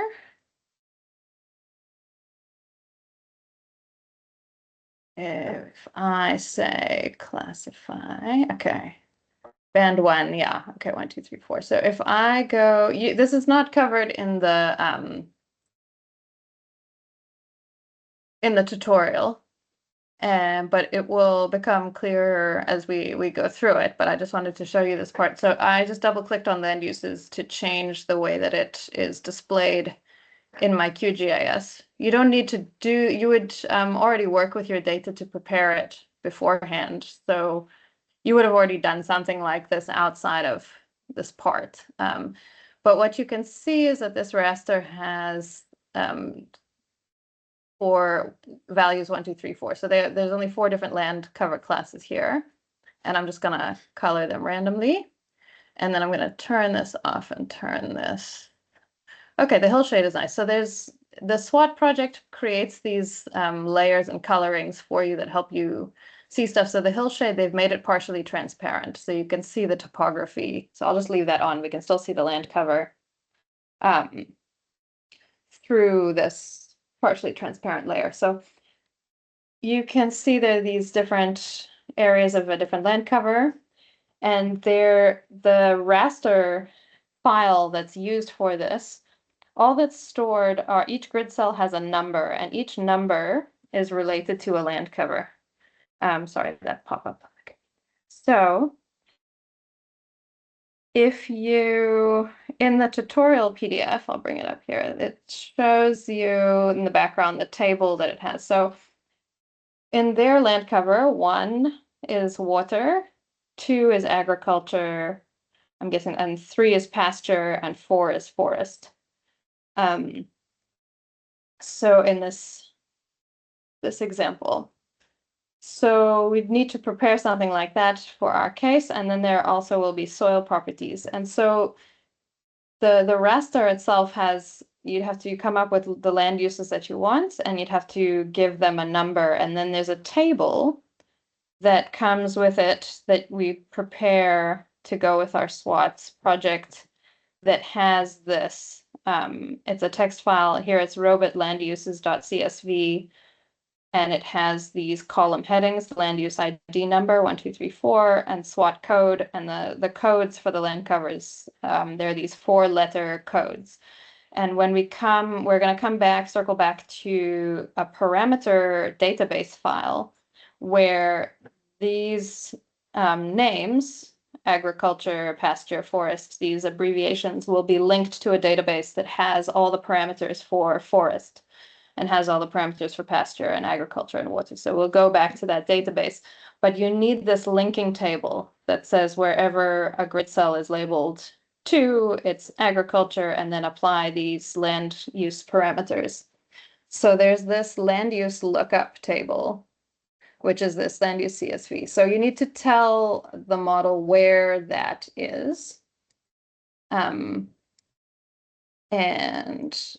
we tell it over here. So it says land use lookup. And you would say use CSV file. You go to use CSV file, and it will take you to a place to navigate to it. So if we go back out to our data our example data folder, it's going to be robot land uses.csv. So you tell it that. I can even open it in a text editor to show you it again. So I just, it's going to open it in Microsoft in Excel. So there's the file you can see it in the PDF. It has these ID numbers that match the grid cell numbers, and it has the land cover code in it. Right, so I'm just going to close that. You would navigate to robot land uses CSV and you open it, and then it's there. And then we're going to do the same thing for the soils. So the soils map is also going to have, if I double click on it, I'll see what it's got there. If I do then unique values, if I say classify, okay, so it's got 4 values again, but they are 106, 108, 178, 198. So they've probably come from some soils map that used these numbers, and they just kept with them. But again, there's going to be a number that's going to be associated with soil type. So I'm just doing this to show you what's there, and we'll pick another set of colors so it's different. Okay. This coloring bit is not part of the tutorial. I just want to show you what these things look like. So, okay, then you can see that's what their soils map looked like. They turned it into a raster with numbers for each grid cell for the soil type that it has. But you can see how the soil type and the land cover type distribution are different. And so when you overlay them, you'll have sort of subclasses of different combinations of soil types and land cover types. So then you need to give it the lookup table for the soils that tells it what these numbers go with. So again, it's a CSV. We navigate to our folder, and we're going to go robot soils. And I can open it just to show you what it looks like as well. Okay, this time it opened as a text file. So it's soil ID and soil name. So it has these codes. These letter codes are going to link to a database of soil parameters. So this file, you can see there's lots more numbers here. It doesn't matter as long as each one of these numbers is in here. So this was probably prepared for a bigger area that had a lot of different soils in it. And then this area that we're modeling now just has these 4 soils, but you can reuse this file for different models because all of these codes, it doesn't matter if there's extra ones, as long as the ones we need are in here. So there's 106, 108, 178, and 198 are there. And 198 is, I think it's water by the looks of it. So you need to prepare your data so that there are grid files for land use and grid files for soil that have numbers, and then there needs to be a link between the number and a code for the actual type. So you'd open that. And then it's going to make this. We don't really need to change. This is, or do we? Let me double check in the PDF. But this is where the properties are. So I think we just leave that one as it is. So we pick the land use. We've done that. We pick the lookup tables. We pick the CSV file and the soil table. Land. So we've done that part. We've done that.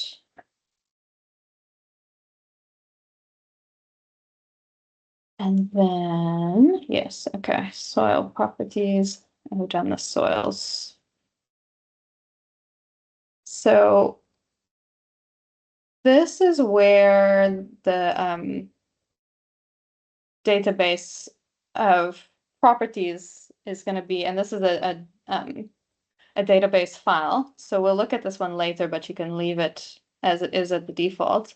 When you create a new project, it creates this for you, and it brings all the default values in, and then you can change them later. So you generally won't need to change this. When you make the project, it makes this for you, and then you can change the values within it later. But if you already had prepared a different version of this without the default values, you could navigate to that, but we can leave it. Then because this model was created originally in the US, there are these national soils databases for the United States for different resolutions and levels, and that's StatsGo and Surgo. So we could ignore that because that's an American database thing that they link to. People have used ACRU. There are some national South African databases that UKZN developed for similar stuff for soils, and the ARC, the Agricultural Research Council, and they've built that into ACRU. So similarly, SWAT has built in some of the American ones here, but we won't use them. We'd have to use our own soil database. And the soil database format, we'll go into it soon, but it has properties for every soil layer within each soil type. So it's a more complicated file format. So they provide some from like FAO, if you would use FAO soil classes, or there's a global data one that you can use, or you can make your own. So in this case, they've made one for the example. So we do use CSV file, and it's going to be called user soil. So it's usersoil.csv, robot user soil CSV, and you would click that one and you'd go open, and that's going to have the properties of each soil layer within each soil type. And then this plant and urban, these are tables that have the database that has the properties for different vegetation types and different urban cover types that are within this lookup database as well. And so we'll just leave those as that instead of using our own CSVs. It's going to use the default SWAT values for these cover types for now. And that is covered here. Okay, users, yeah, we will use these default ones. So you could also create your own CSV files, but in this example, we're going to use the default ones that already come in. So I'll show you what those look like in the database of parameter values that are associated with these land cover types and these soil types. So we can skip this bit. This is about the US soils databases. And then another thing you can do is we've seen our soils maps and our land use maps, and those are going to get overlaid to make separate HRUs. You can also subdivide by soil classes, and I think they say use a 10% slope, for example. So if I go here to the slope band 10% and I go insert, now it has these slope bands. So one is going to be from 0. It's going to make 2 slope bands, things between 0 and 10% slope, and then anything over 10% slope. And then that's going to show, I think it should have added it. Did it add it yet? I think it'll add it in the next step. Oh yeah, it made it? No, okay. It'll make it. And here's where you select your floodplain map. So we've put in the soils slope band, and then we select our floodplain map. So that's what we were working on in that other box where we were delineating different floodplain options. So if I come back to my GIS or my GIS project here, we had these different ones. I'm going to turn on my DEM again so we can see them.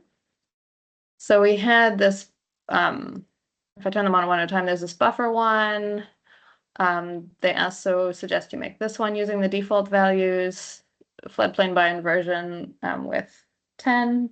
That was the percent of the accumulation that it used to decide when we called it a floodplain.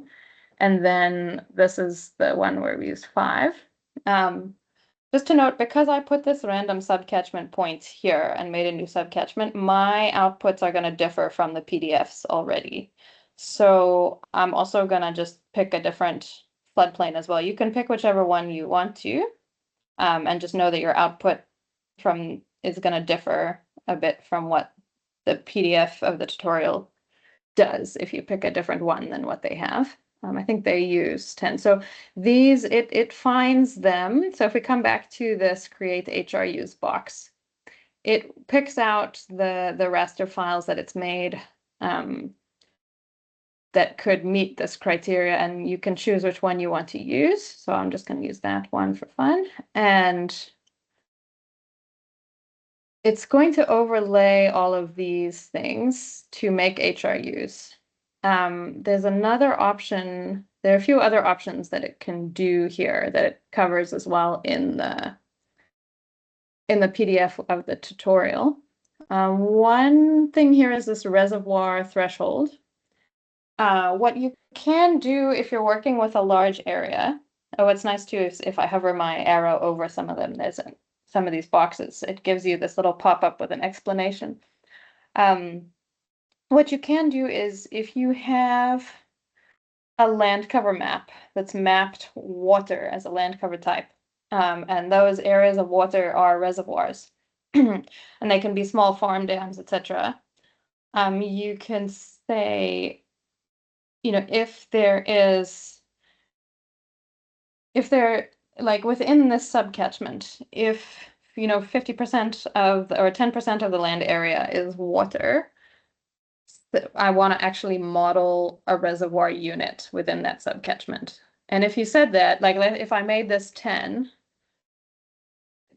if I made this option 10, if there was 10% of the subcatchment area that was water, it would say, okay, this subcatchment has a reservoir. It would pull all that area of water into one lump to model the imaginary or the conceptual, sorry, not imaginary, the conceptual reservoir unit for me.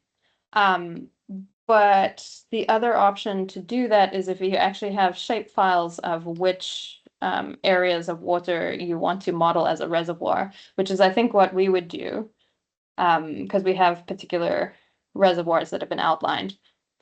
You would ignore this option, and to ignore it, you leave it as 101. So like over 100% would need to be the land class water to define a reservoir using the land cover map. So we won't use the land cover map, we'll use a shapefile that outlines specific reservoirs we want to model. But this is an option if you're working with a huge area, like the whole country or something, and you just want to automate that process of putting reservoirs in, they have that option for you. Then this box over here on short channel merging, this allows you to simplify this part of the model where you have these short, you might have little short branches of channels. Like you see this little guy here and this little guy here. You don't want it, it's going to track every time you have a separate channel unit, it tracks even the subcatchment or the landscape unit that feeds into that little channel unit as separate as well. And that can add up quickly as well. So you can merge these little channel units so that they're not considered separately.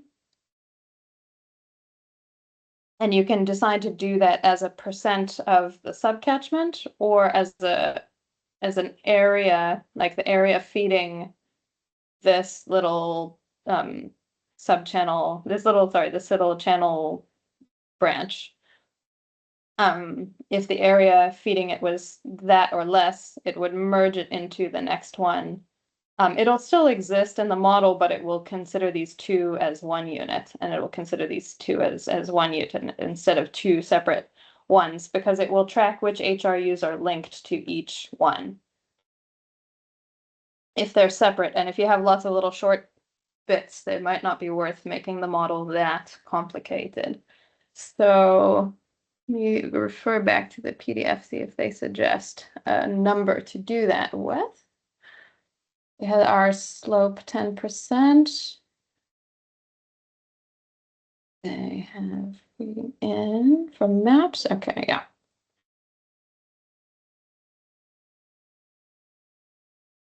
Slope bins. So they don't have us I think they have us do it without and then go back and do it with. So I will do it without. Oh yeah, okay, they have 2%. Okay, let's use their suggested value. So do 2% of the sub-basin, so that'll merge in some of these short guys, and we can then what we're going to do is we're going to click read, and what reading is in their case is bringing all of this data. It's linking to all of these files that we've noted and checking everything works together and overlaying everything to make the overlay HRUs. I like this generate full HRUs shapefile. I like to do that. I'll show you the difference after we make them. But it's nice to have this shapefile of the full HRUs. This is when it says full HRUs, there's going to be an option later to lump them. But it helps to have the full shapefile. Oh yeah, and it says you will need this if you want to visualize the HRU results. So it's good to click that on. And then reading from maps versus reading from previous run and remerging short channels. So if you remerge short channels, that's if you change this option and you want to redo it. From previous run is there's a process of reading this in, and if you've done it once, it'll be quicker to do from previous run. So I'm gonna click read so it can start this process. And then while it's doing that, if you have any questions about this part, shoot. Okay, it didn't take that long. So what you can see, it gives you this count. Now, there are 9 subbasins, there are 72 channels, and then there are 458 HRUs. For the sake of experimentation, what I might do, I'm just going to say, I'm going to try merging, being more, merging even more of the small channels within the subcatchment. So if I put that as 10, if I do remerge short channels and I click read again, we had 72 channels and 458 HRUs. So if I go read again now with the 10, now we've got, okay, we went from 72 down to 27 channels and 206 HRUs. So that was a big jump when I merged some of these small channels. So I want to show you what that did for a second. What it's generated here, these shapefiles, this, if you come to your project, your GIS project, you've got this pink outline shapefile are your landscape units, your uplands versus your floodplains. And then these green ones are your individual HRUs, these combinations of soils and slope classes and land cover. So let me turn that off for a second. If I open up the attribute table to show you what this looks like. So if I pick one, just gonna select, wait, this is select. So if I use my select guy here and I select an HRU, so first thing you can see is that it's not a contiguous area. It is all the area that has that same combination of factors within that landscape unit. So if I show the one that I've selected only, so in QGIS, to show the ones you've selected only, you can go down to the bottom here, you go show selected features. So this HRU that I've selected, it's in subbasin 5. It's associated with channel number 35. It's upslope. It's agriculture on soil LVX. It has an over 10% slope, so it's a higher slope area. The area of it is 14.2, I think that's in hectares. I need to try. It makes up 6.4% of this subcatchment 5. It makes up 61.5% of the landscape unit. And the landscape unit in this case is upslope area that feeds channel number 35. And then it has an ID number for it. So its ID number, I think, is 132. So if I were to click on another one, let's click on a floodplain one over here. So, for example, now this HRU is in subcatchment 3. It's associated with channel number 61. It's in the floodplain landscape unit. It's agriculture, LVX soil. It's in the 0 to 10% slope band.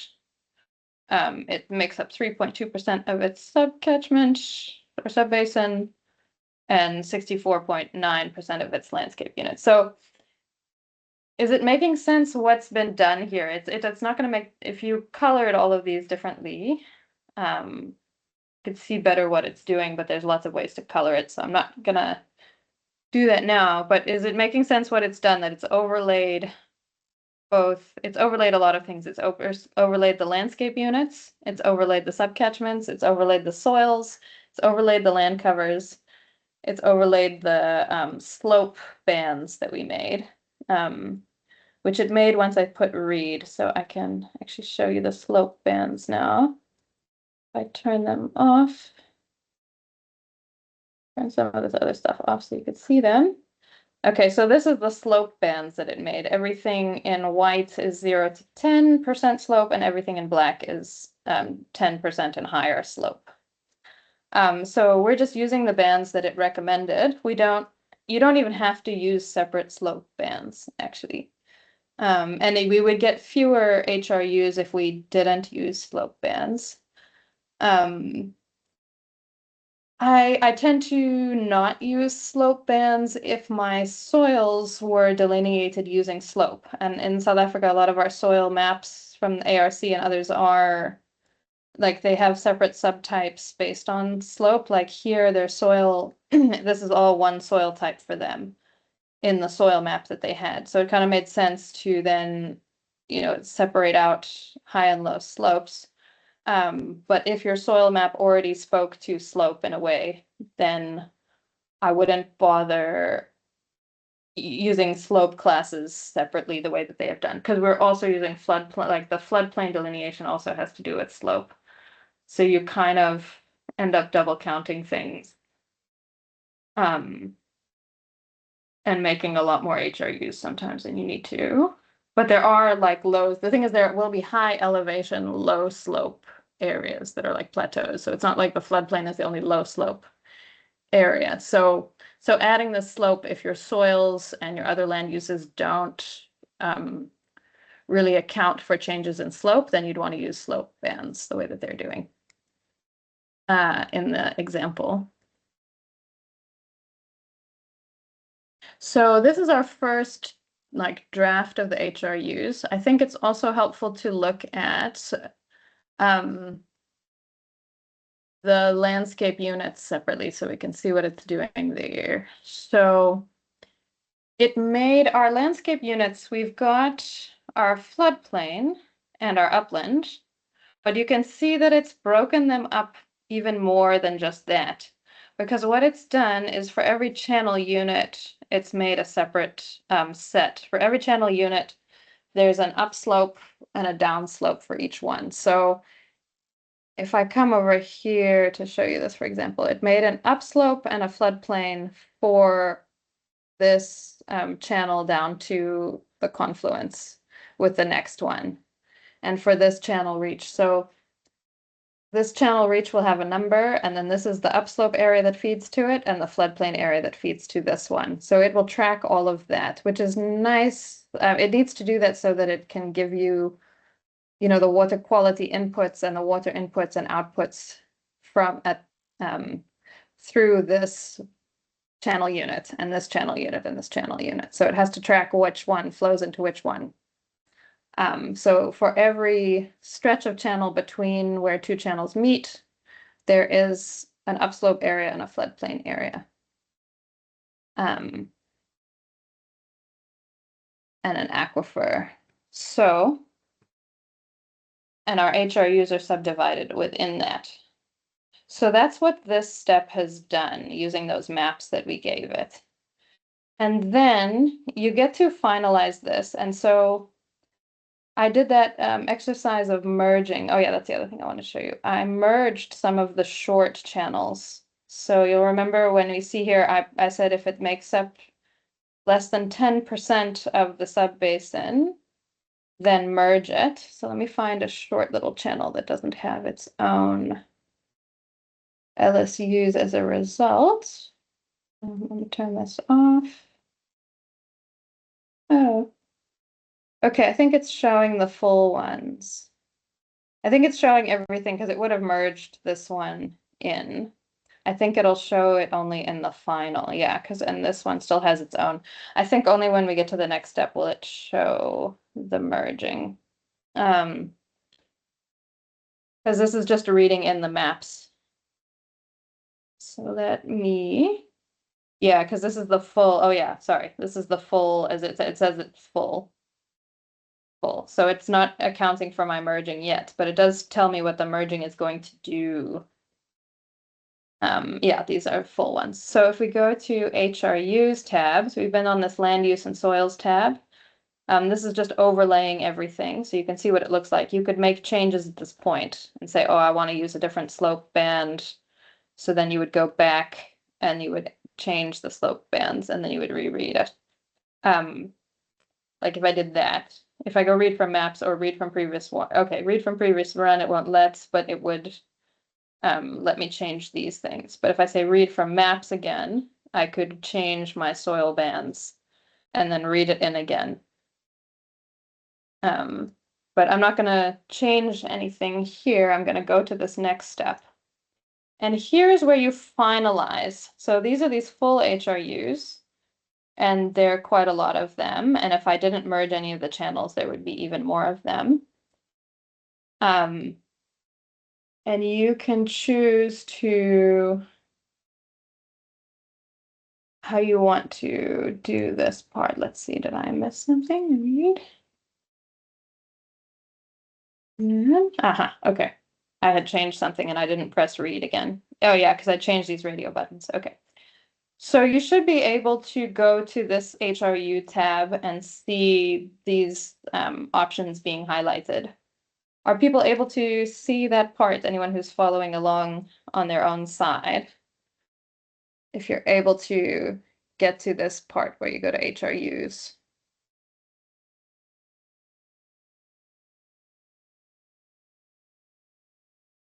See a thumbs up. It's okay if you're not actually following, if you're just watching me do it and then, but it would help to do it on your own later. So at this point, and do just unmute yourself and ask questions if things aren't making sense here.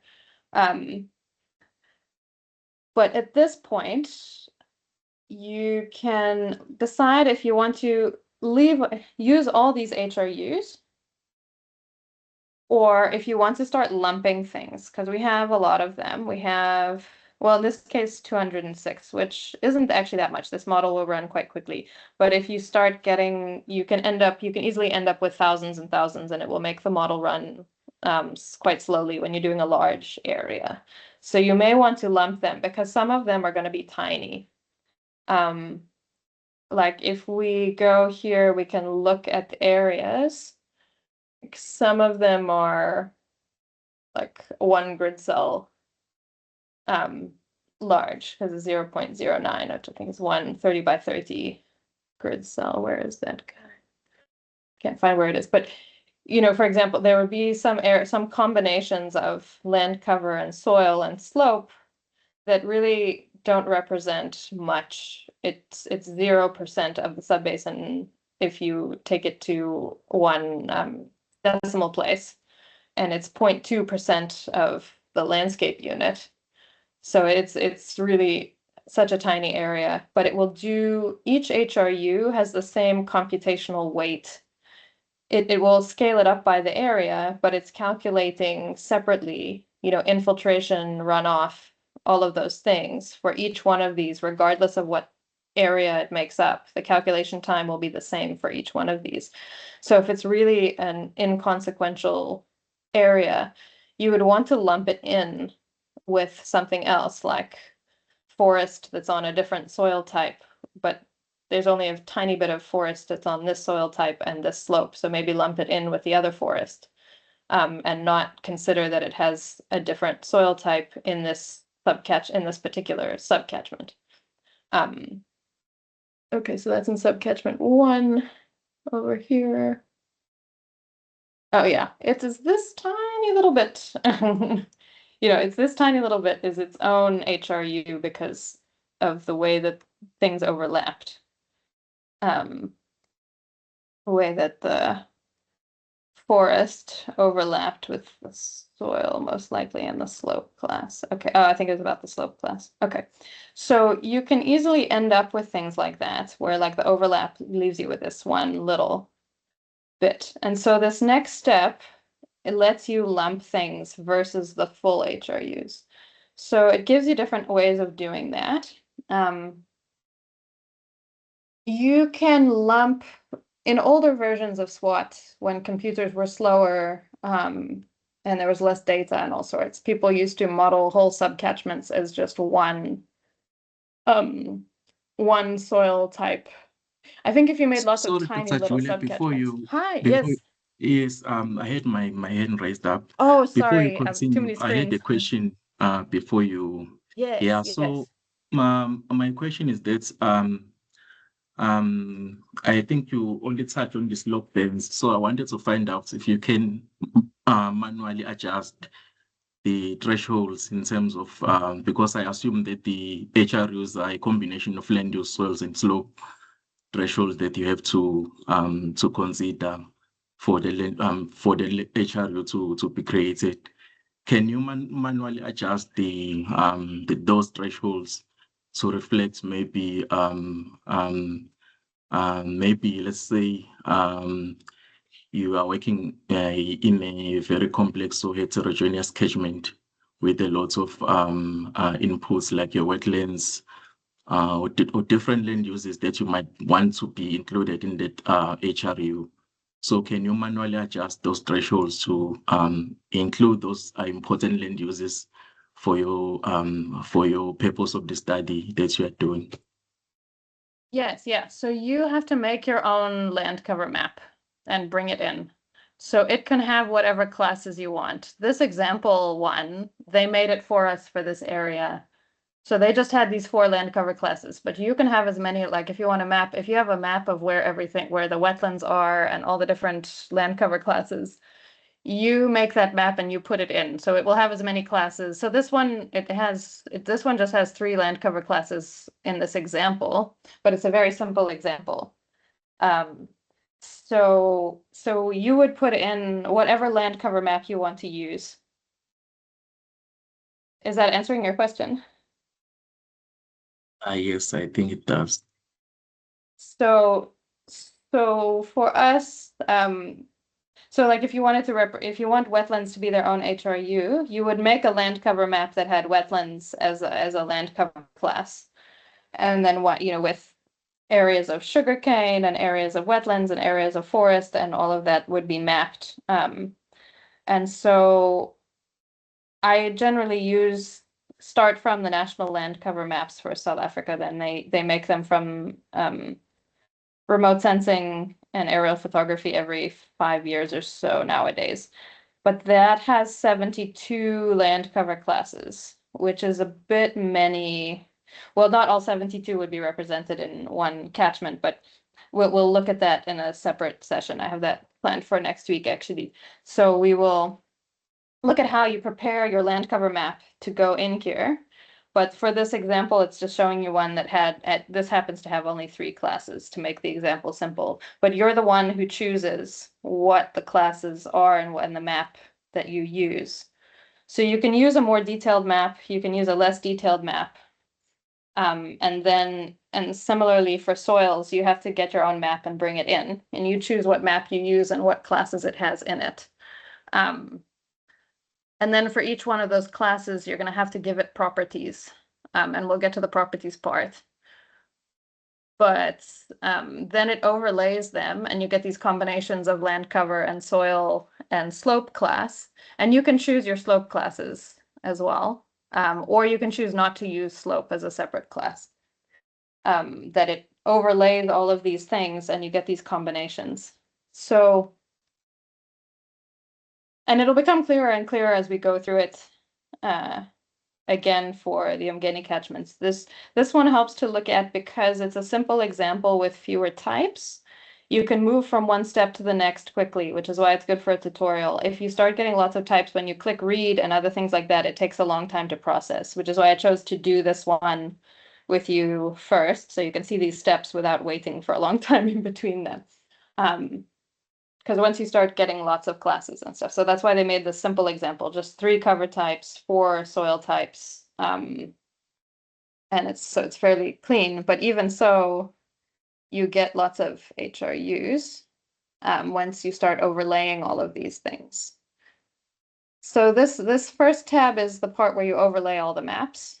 This next tab is where you decide what you're actually going to use. So it makes this full HRU shapefile. And this has like I showed you the attribute table, it has every different combination that you get from the overlay. But you can choose to lump in some of these ones that cover so little area, like this HRU is just that one little bit. This is the only area within the subcatchment that has forest on soil, that particular soil type. And so you probably don't want to do all the calculations just for that. So this page here, this HRUs tab, gives you the options for lumping things a little bit more. And so you tend to either filter by, in this filtering process, you can filter by land use, soil, and slope, or you can filter by area. And if you filter by area, anything that's under a certain percent of the landscape unit will get merged into the dominant landscape unit, dominant HRU in that landscape unit. If you filter here by land use and slope, you can decide to only merge, or sorry, land use and soil and slope. It will look at what percent is covered, what percent of that landscape unit is covered by that particular land use. And if it's very little, it will merge it into the next biggest one, and so on with soil and slope. I'd say, yeah, here it's percent of landscape unit. You could also say hectares.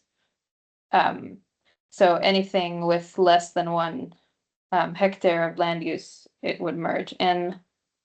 It picks the smallest one. So in the tutorial, it gives some suggestions of values to do this, but you could play around with it if you wanted to keep everything. If you don't want to lump anything, you would leave all of these as 0 and continue on. Like you would say 0. I think you had to say 0, go.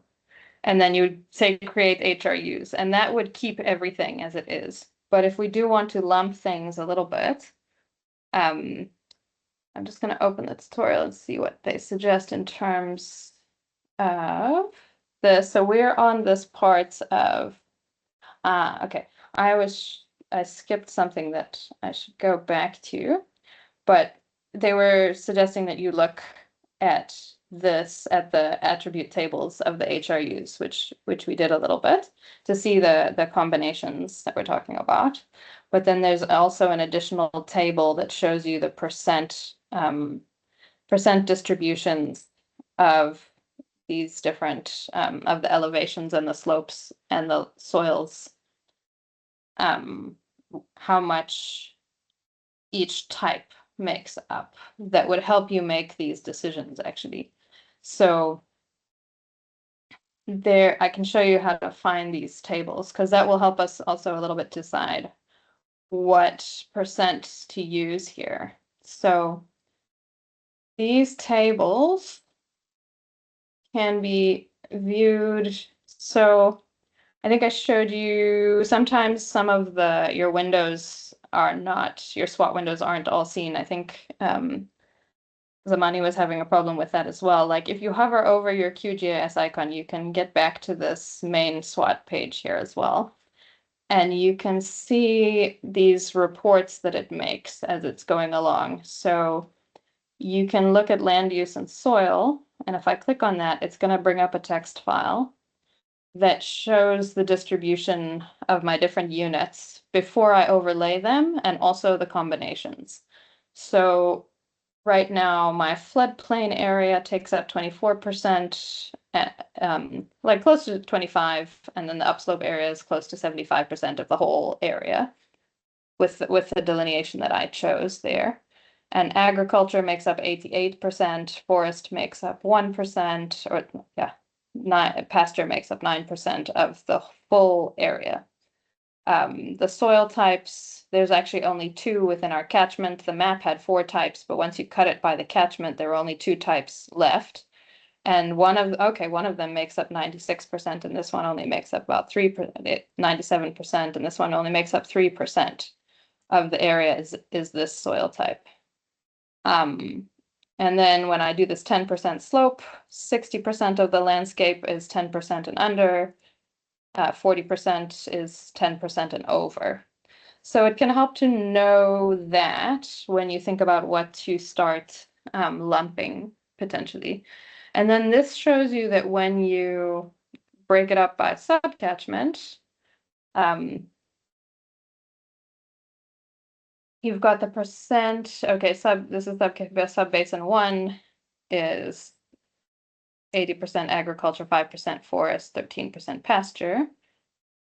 And it's all that one soil type. So you can look at your subcatchments, and you can look at also each channel within them and how much floodplain and upslope it has. So these tables show you how the spread is, and you can see how different sub-basin 4 is from sub-basin 3, etc. So these are quite helpful, and you can see which one has more agriculture than which other one.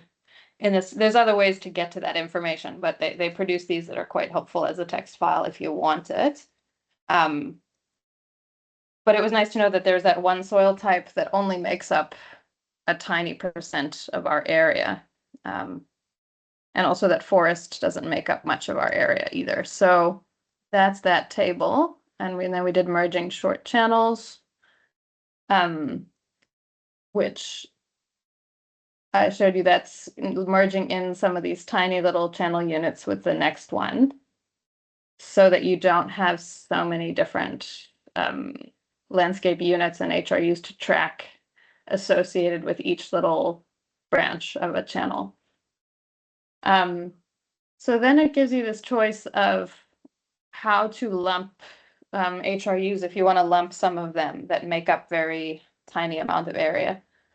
These other options, you could model the entire subcatchment as though it only had one land use, one soil, and one slope. And that's kind of ignoring the HRUs altogether. It's like you pick the dominant one and you apply that to the entire subcatchment. And that you'd only really bother with if you were doing something like at the national scale and you were modeling the whole country, then maybe you would consider doing that to make it doable. But in our case, we won't really bother with those ones. We will go to this filtering process where we just try and eliminate some that are tiny, tiny, tiny areas where things overlapped. So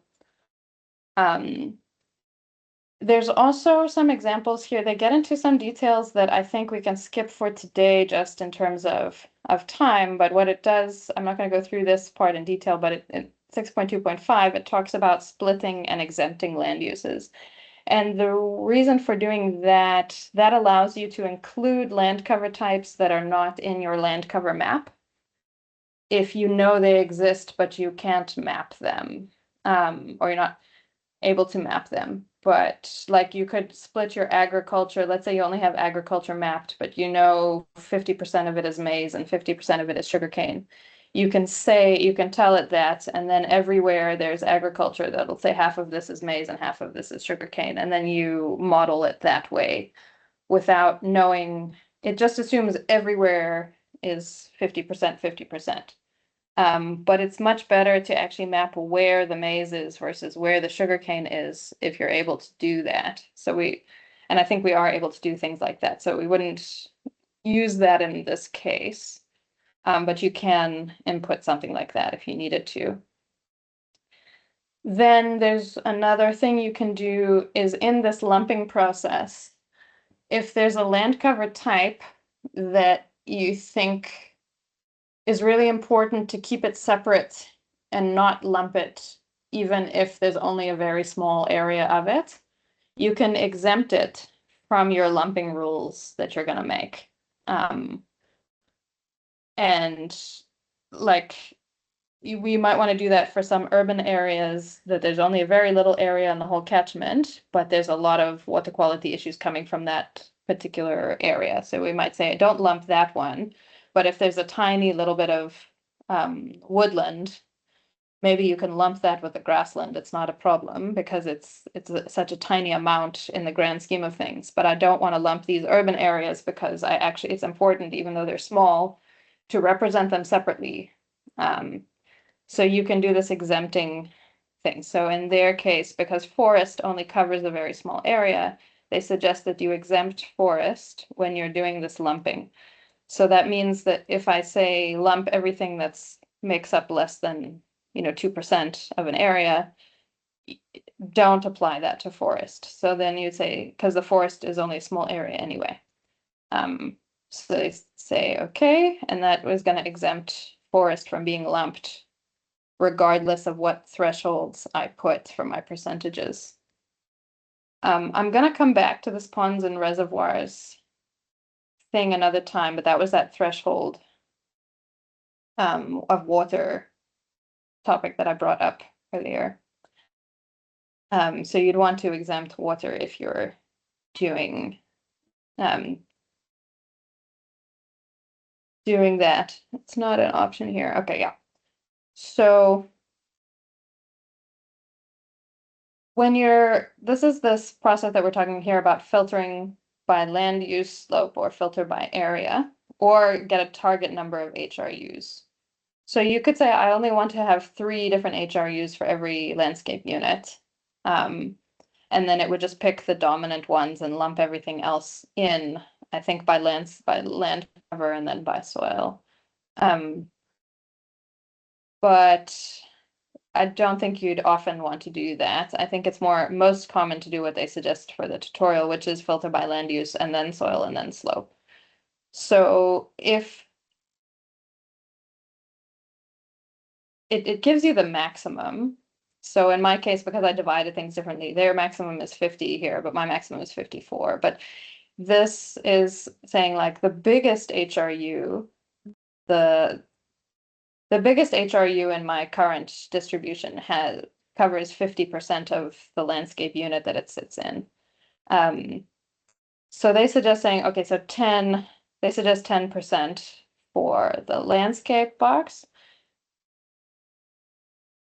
and then 10% for the soil, and then 10% for the slope. Okay, so what that means is, if I go back here, okay, because I had already clicked go with zeros to show you how you would skip this lumping and keep everything. You would just click go and go and go here, but they're suggesting in the tutorial to do 10%. And what that means is that any HRU with a land use that only makes up 10% of the landscape unit is going to get lumped in with the next most dominant one.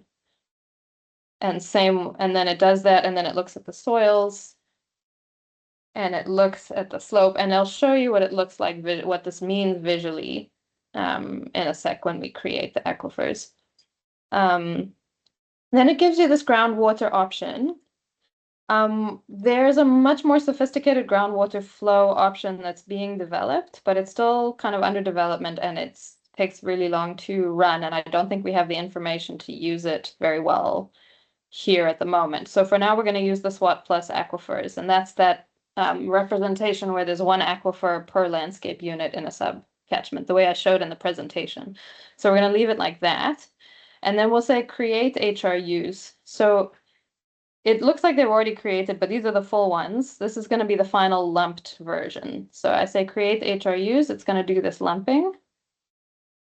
So it's thinking about it, thinking about it. And it takes, I think it's, and it gave me an error. Interesting. I think it might be because I have one selected. Let me try. If I unselect, when I was showing you things in the table, I had things selected. So I think that's the reason. I hope that's the reason, because I have managed to do this before without a problem. Let's try it again.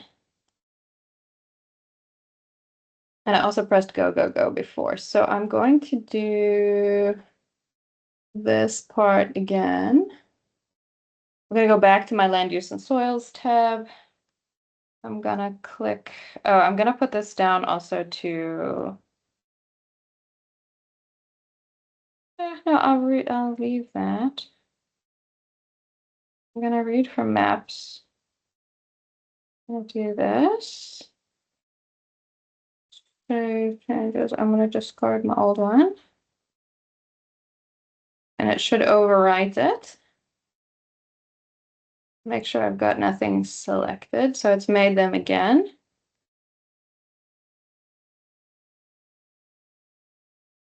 And I exempted forest.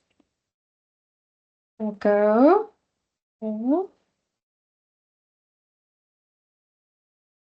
Is anything? Selection. Make sure nothing's selected. Let me see. Okay. Hopefully it's going to work now. So this part can take a little bit of time because what it's doing, okay, now it did it. It's good to show you everyone can get errors, and I'm happy. That's why it's nice if you try it on your own and you run into some errors, can ask me about them and we can try and troubleshoot stuff. So now we've got our HRUs and it's lumped them. So what it's done, you can see now there's holes. I have my full HRUs file. There's no holes in it. And then if everybody can see on my project here and my actual HRUs, the ones that it's going to use, if I turn off the full HRUs, there's some holes. You see the holes? You can see the background layers. Let me turn these off. See that there's holes in it. So these are HRUs that have been lumped into the more dominant ones. And I can see which ones they are by turning my full HRUs on. I could make the full one a different color for making that easier to see. I'll just pick different shade of green. So then I could go and see which ones they were if I wanted to, but you can get a visual of which ones have been lumped out. So they're presented as holes, and what it's done is it's increased the total area, even though there's holes, the total area of the subcatchment will be the same because that area of the HRU that's been lumped out has been added to the area of the more dominant HRUs. So what it does, this area, in this area field, these will have been changed to match so that the sum total of the subcatchment area is correct. So this won't be the actual area of the polygon for the ones that have absorbed these ones that we've lumped out. if that makes sense. I hope that makes sense to people. So it looks like there's holes, and there are holes, but they're not really holes because the area that the model is going to calculate it for has been increased for some of these to make up for it. So that's just the way that it shows you in the shapefile format. But the model itself is using these area values. It's not actually coming back to the GIS for this. So now we've made our, and so you can play around with this until you get HRUs you want. But let's say that we're done with our HRU delineation. So it's overlaid things, it's made the final units, it's tracked which subcatchment they're in, which channel they're associated with, which landscape unit they're in. So now we can apply the model to them. So then you do this step 3 and you click on edit inputs and run SWAT. So when you do that part, it thinks about it for a bit, and what it's going to do is actually going to open up the other program. So I mentioned this before, but we haven't talked about it in a while. There's two sort of pieces of software going on here. There's the plugin within QGIS, and then there's the SWAT editor program. And the SWAT editor program is what runs all the calculations, and it also keeps track of the parameters, the properties of the soil and the properties of the land cover, and the properties of the channels. And it stores the outputs. So once you've done making your model structure, your channel network and everything, then it pulls you over into the SWAT editor program. It opens it for you. And so then we want to start a SWAT editor project. It automatically gives you the same name as your GIS project, which is fine. These, you can write a description if you want to. This is SWAT Lite, which I think is used for really big areas being modeled. We'll leave that out. So you just click start and it'll make, it's pulling everything from the GIS. So how long the channels are, how big the HRUs are, how many HRUs they are, what everything gets pulled over here into the SWAT editor program. And then the next step, so now just to show you where we are in the PDF, we've gone, okay. I'm sorry. Okay, setting up a SWAT editor, so 6.3. And it gave a different name for me. It said demo for them. Oh yeah, because I called mine Robot, but you could call it demo. If you did, it'll come up as demo. This is also where you set up the weather data and assign it to the HRUs actually. So that's the next step. And the weather data in SWAT gets inputs. You can input it as station points. If you don't have that, it'll use this thing called the weather generator. If you don't have time series for rainfall stations, it'll use the weather generator. This example already has the weather station data prepared. So it's going to go through importing, but okay, so it still has you importing a weather generator. And the reason that it does that is for filling holes in, if you have any gaps in your data, it can use a weather generator to fill those holes. So it asks you to assign one, even if you're not going to use it, even if you have data with no holes. It has this weather generator thing, but then it also has a stations file and a monthly value file. So I'm going to go back to the software and do that part. I'm aware, I'm just looking at the time. We might finish this part up next week, but let's do the weather generator or the weather imports and the weather generator part. So I just want to tell you what the weather generator essentially is some statistics about the weather in that area. So like it can be average rainfall by month and then min and max daily rainfalls that you could get in that month. And then what it'll do is for every month, it'll make up an imaginary, like a synthetic time series of rainfall based on the statistics for the month of year or the day of year, usually the month of year. So it'll, if it rains more in the summer months and it knows how much it rains and the max daily and the distribution of rain there often is, in January, it will make up a January rainfall and it'll make up a February rainfall time series, based on the statistics for the month. That's and then it can fill in random days that are missing using those statistics, but it's not as good as having, and the same for all the other weather properties that it wants. So for the weather, you would go to, sorry, this was the project setup page, is this folder. This is the editing the inputs, and the first input that we're going to edit is the weather, the climate. And we'll go through these other tabs. So the weather generator, it does want you to enter something there. It says, I just want to check if, I think this is giving, if I click up here, does it give you the help? No, okay.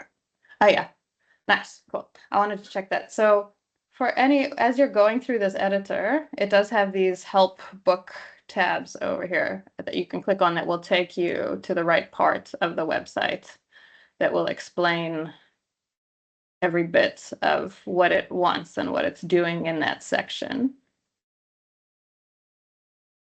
Up here on the top right. So to get used to this interface as well, you come to these pages and the importing data button is down here at the bottom. And then there's a create data. If you don't have separate data, you can create things or you can import them. So in this case, it's importing it. And they have us navigate to a CSV file. And this is one CSV file. And they have it in, oh, do they have it as two CSV stations? Weather generator.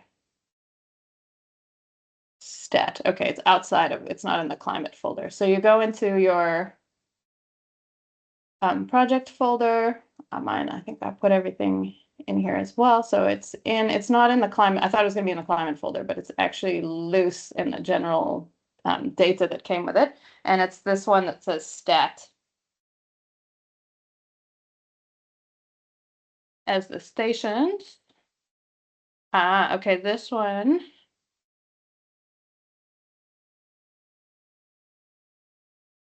Weather generator.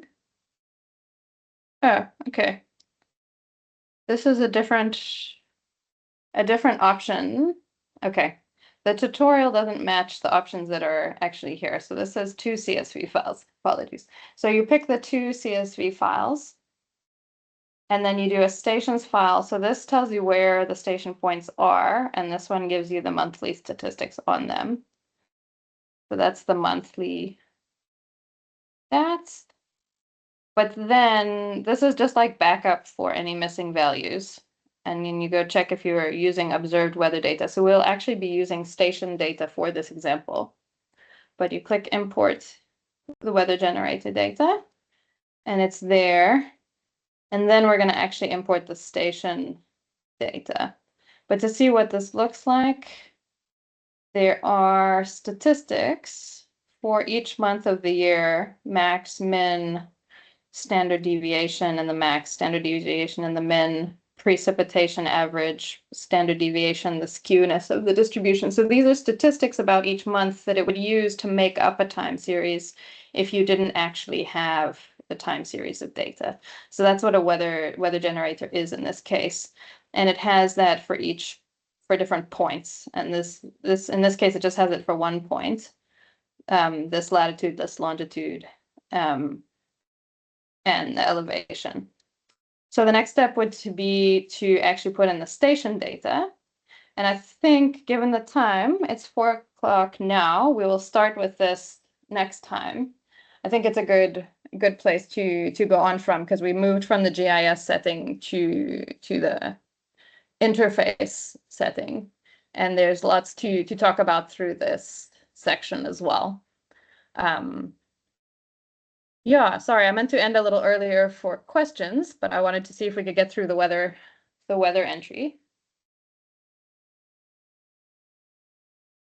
I hope I haven't missed any hands, but I hope people were able to follow along at least till this point. I'll send an email as well for people who weren't able to join to say that we've gotten to this point in the tutorial as well.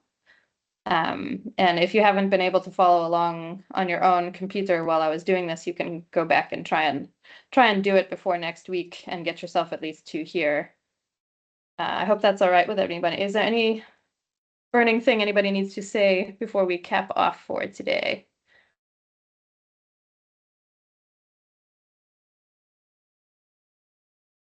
I hope that HRU delineation bit made some sense to people. And we can come back to any questions on that part also next week. Hi, Zamani, go ahead. Oh, hey, Julia. I was able to follow along with everything you've just said, but I have some technical issues on my side. When I think it's edit input and SWAT plus, I get an error. It says I need. It says I've installed QSWAT plus as a different directory. I think it's reading. It cannot read SWAT plus a data exe file. I don't. Yes, I think it is installed under my username in C, but I've actually put it outside my username. I don't know if you are getting me. Yeah. The data is there, it's just that it cannot read it. So it's telling me to set the directory. So I'm kind of lost. Okay, so it didn't open. Did it even open this? No, it didn't. It didn't go there. So it was when you clicked on this part, edit SWATs, edit input and run SWAT plus, then you got a message. Yes. Okay. And then it said it can't find this. Did you install the SWAT plus editor? Yes, it's installed. It's installed, okay.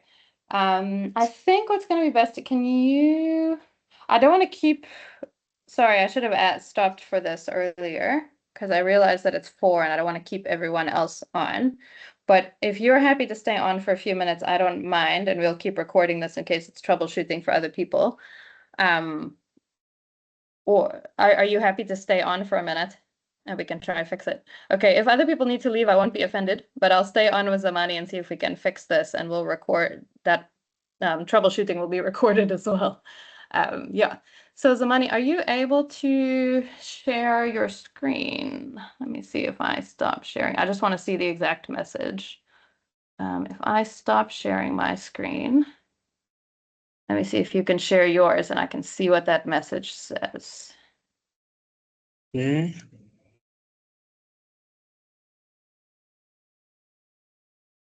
Okay. Are you able to see? Yeah, so it's saying see users and stuff. Okay. Oh, wait. It's kind of busy here. Yeah, no, that's fine. Let's see.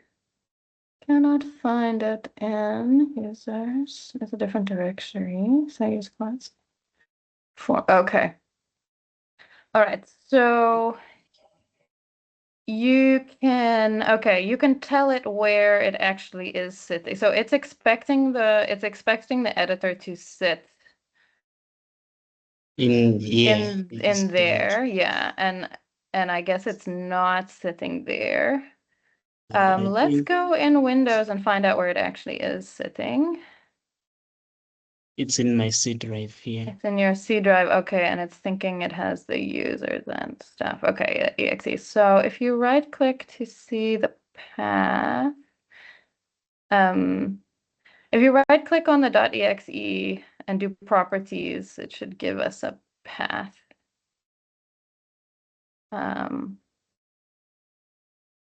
Yeah, okay, C SWAT plus editor. All right. If you can copy, can you highlight that path and copy it? Yeah, okay, close that. And just go back to the error window again. I think the path might need to have the whole thing. Okay. So it's saying in qSWAT plus parameters, we can set the SWAT plus directory. So I'm going to share my screen again, and I'll show you what I think they mean there. So I'm going to share my screen. Okay, let me stop sharing. So I am gonna close. So the other thing is it's because SWAT editor is busy talking here, I'm getting my spinning wheel when I try and come back to this. So I'm gonna close my SWAT editor. Okay, it doesn't want me to save yet. I'll just close it. And if I go to qSWAT plus parameters here, this button, it's saying where SWAT plus is. Yeah, it's the editor directory. So for you, I guess it showing when you go here, if it's showing a different path than, like you had that users in the path that it thought, but then when you actually went to it, it wasn't along a path that had the users and stuff. If you could go here on SWAT plus directory, and if you click on this button and you navigate, I told you to copy and paste the path, but you could also just actually navigate to where it actually is sitting. And then you would select the folder that the exe is sitting in. It's looking for the folder name rather than the exe. So you would select the folder that the exe is sitting in for SWAT plus. I'm not going to change it on my end because mine's where mine is, but you should navigate to where yours is. And then if you save that, let's see if that fixes it.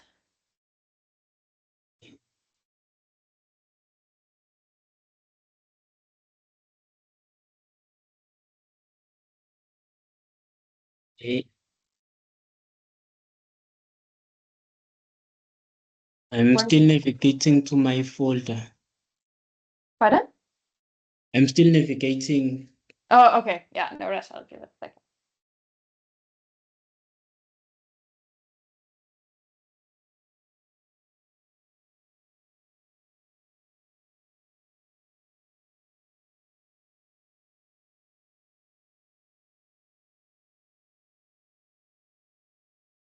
Okay, let me share the screen to make things. Yeah, I'll stop sharing.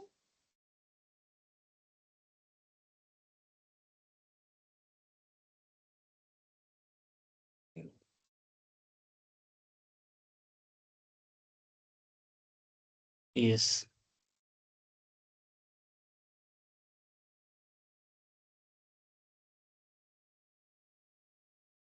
Can I?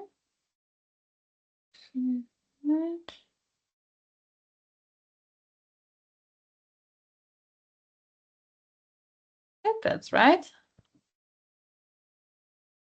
So this is what keeps happening. Okay. There. Okay. Yeah.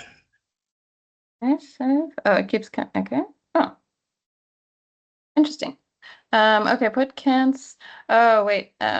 Just delete that SWAT plus. You see it says C SWAT plus editor? Yeah. See. Yeah, okay. Delete the SWAT plus editor part. Just leave the SWAT plus and delete the backslash as well. Come again? So delete, just have C and slash and SWAT plus. So delete the SWAT plus edit, yeah, like that. Try that. Because that looks more like what mine has, and then do save. Yeah. Okay, it's happier now. Okay. Now try and click that edit inputs. I guess it's thinking. Hey, looks like it's opening. Yeah. Nice. Okay. Great. Thank you. No problem. Yeah, these things, especially when you're on like networked computers that have different users and other things like that, the C drive paths and stuff get tricky. Okay, cool. Yeah, I think that might help other people too who are catching up later. So I'm glad we did that. Cool. And next week we'll work more through the editor part. So that's where we add the weather data and we change the parameters in the model. Thanks, everyone. I know these software things, it takes a while to get some level of comfort with them, but you'll get there. All right. I hope everybody has a good weekend. And if you have any burning questions, you can email me. And otherwise, we will chat. Oh, yeah. Next week is when we're going to meet on Wednesday. You should have that. Should have a calendar invite for that. It's Wednesday morning, I believe. Let me check. Yeah. Wednesday morning, the 3rd of December. And then the following one will be on the 10th, and then we'll break for the break and we'll come back and do some more work on the uMngeni model, particularly next year. And the sessions for next year haven't been scheduled yet, so I will communicate with Futi and Tando and then communicate with everyone, see when it's going to work for people to work on those parts, and who all is able to join for that. Great, but I will see everyone next week. We'll continue on with this part and we'll start also looking into specific inputs for uMngeni as well. Great. Thank you, everyone. Somebody said, and on the mailing list. Okay, I will do that on the, I've got that. Copied your mail. Great. All right, take care, everyone. Thank you. Thanks. Bye. Bye.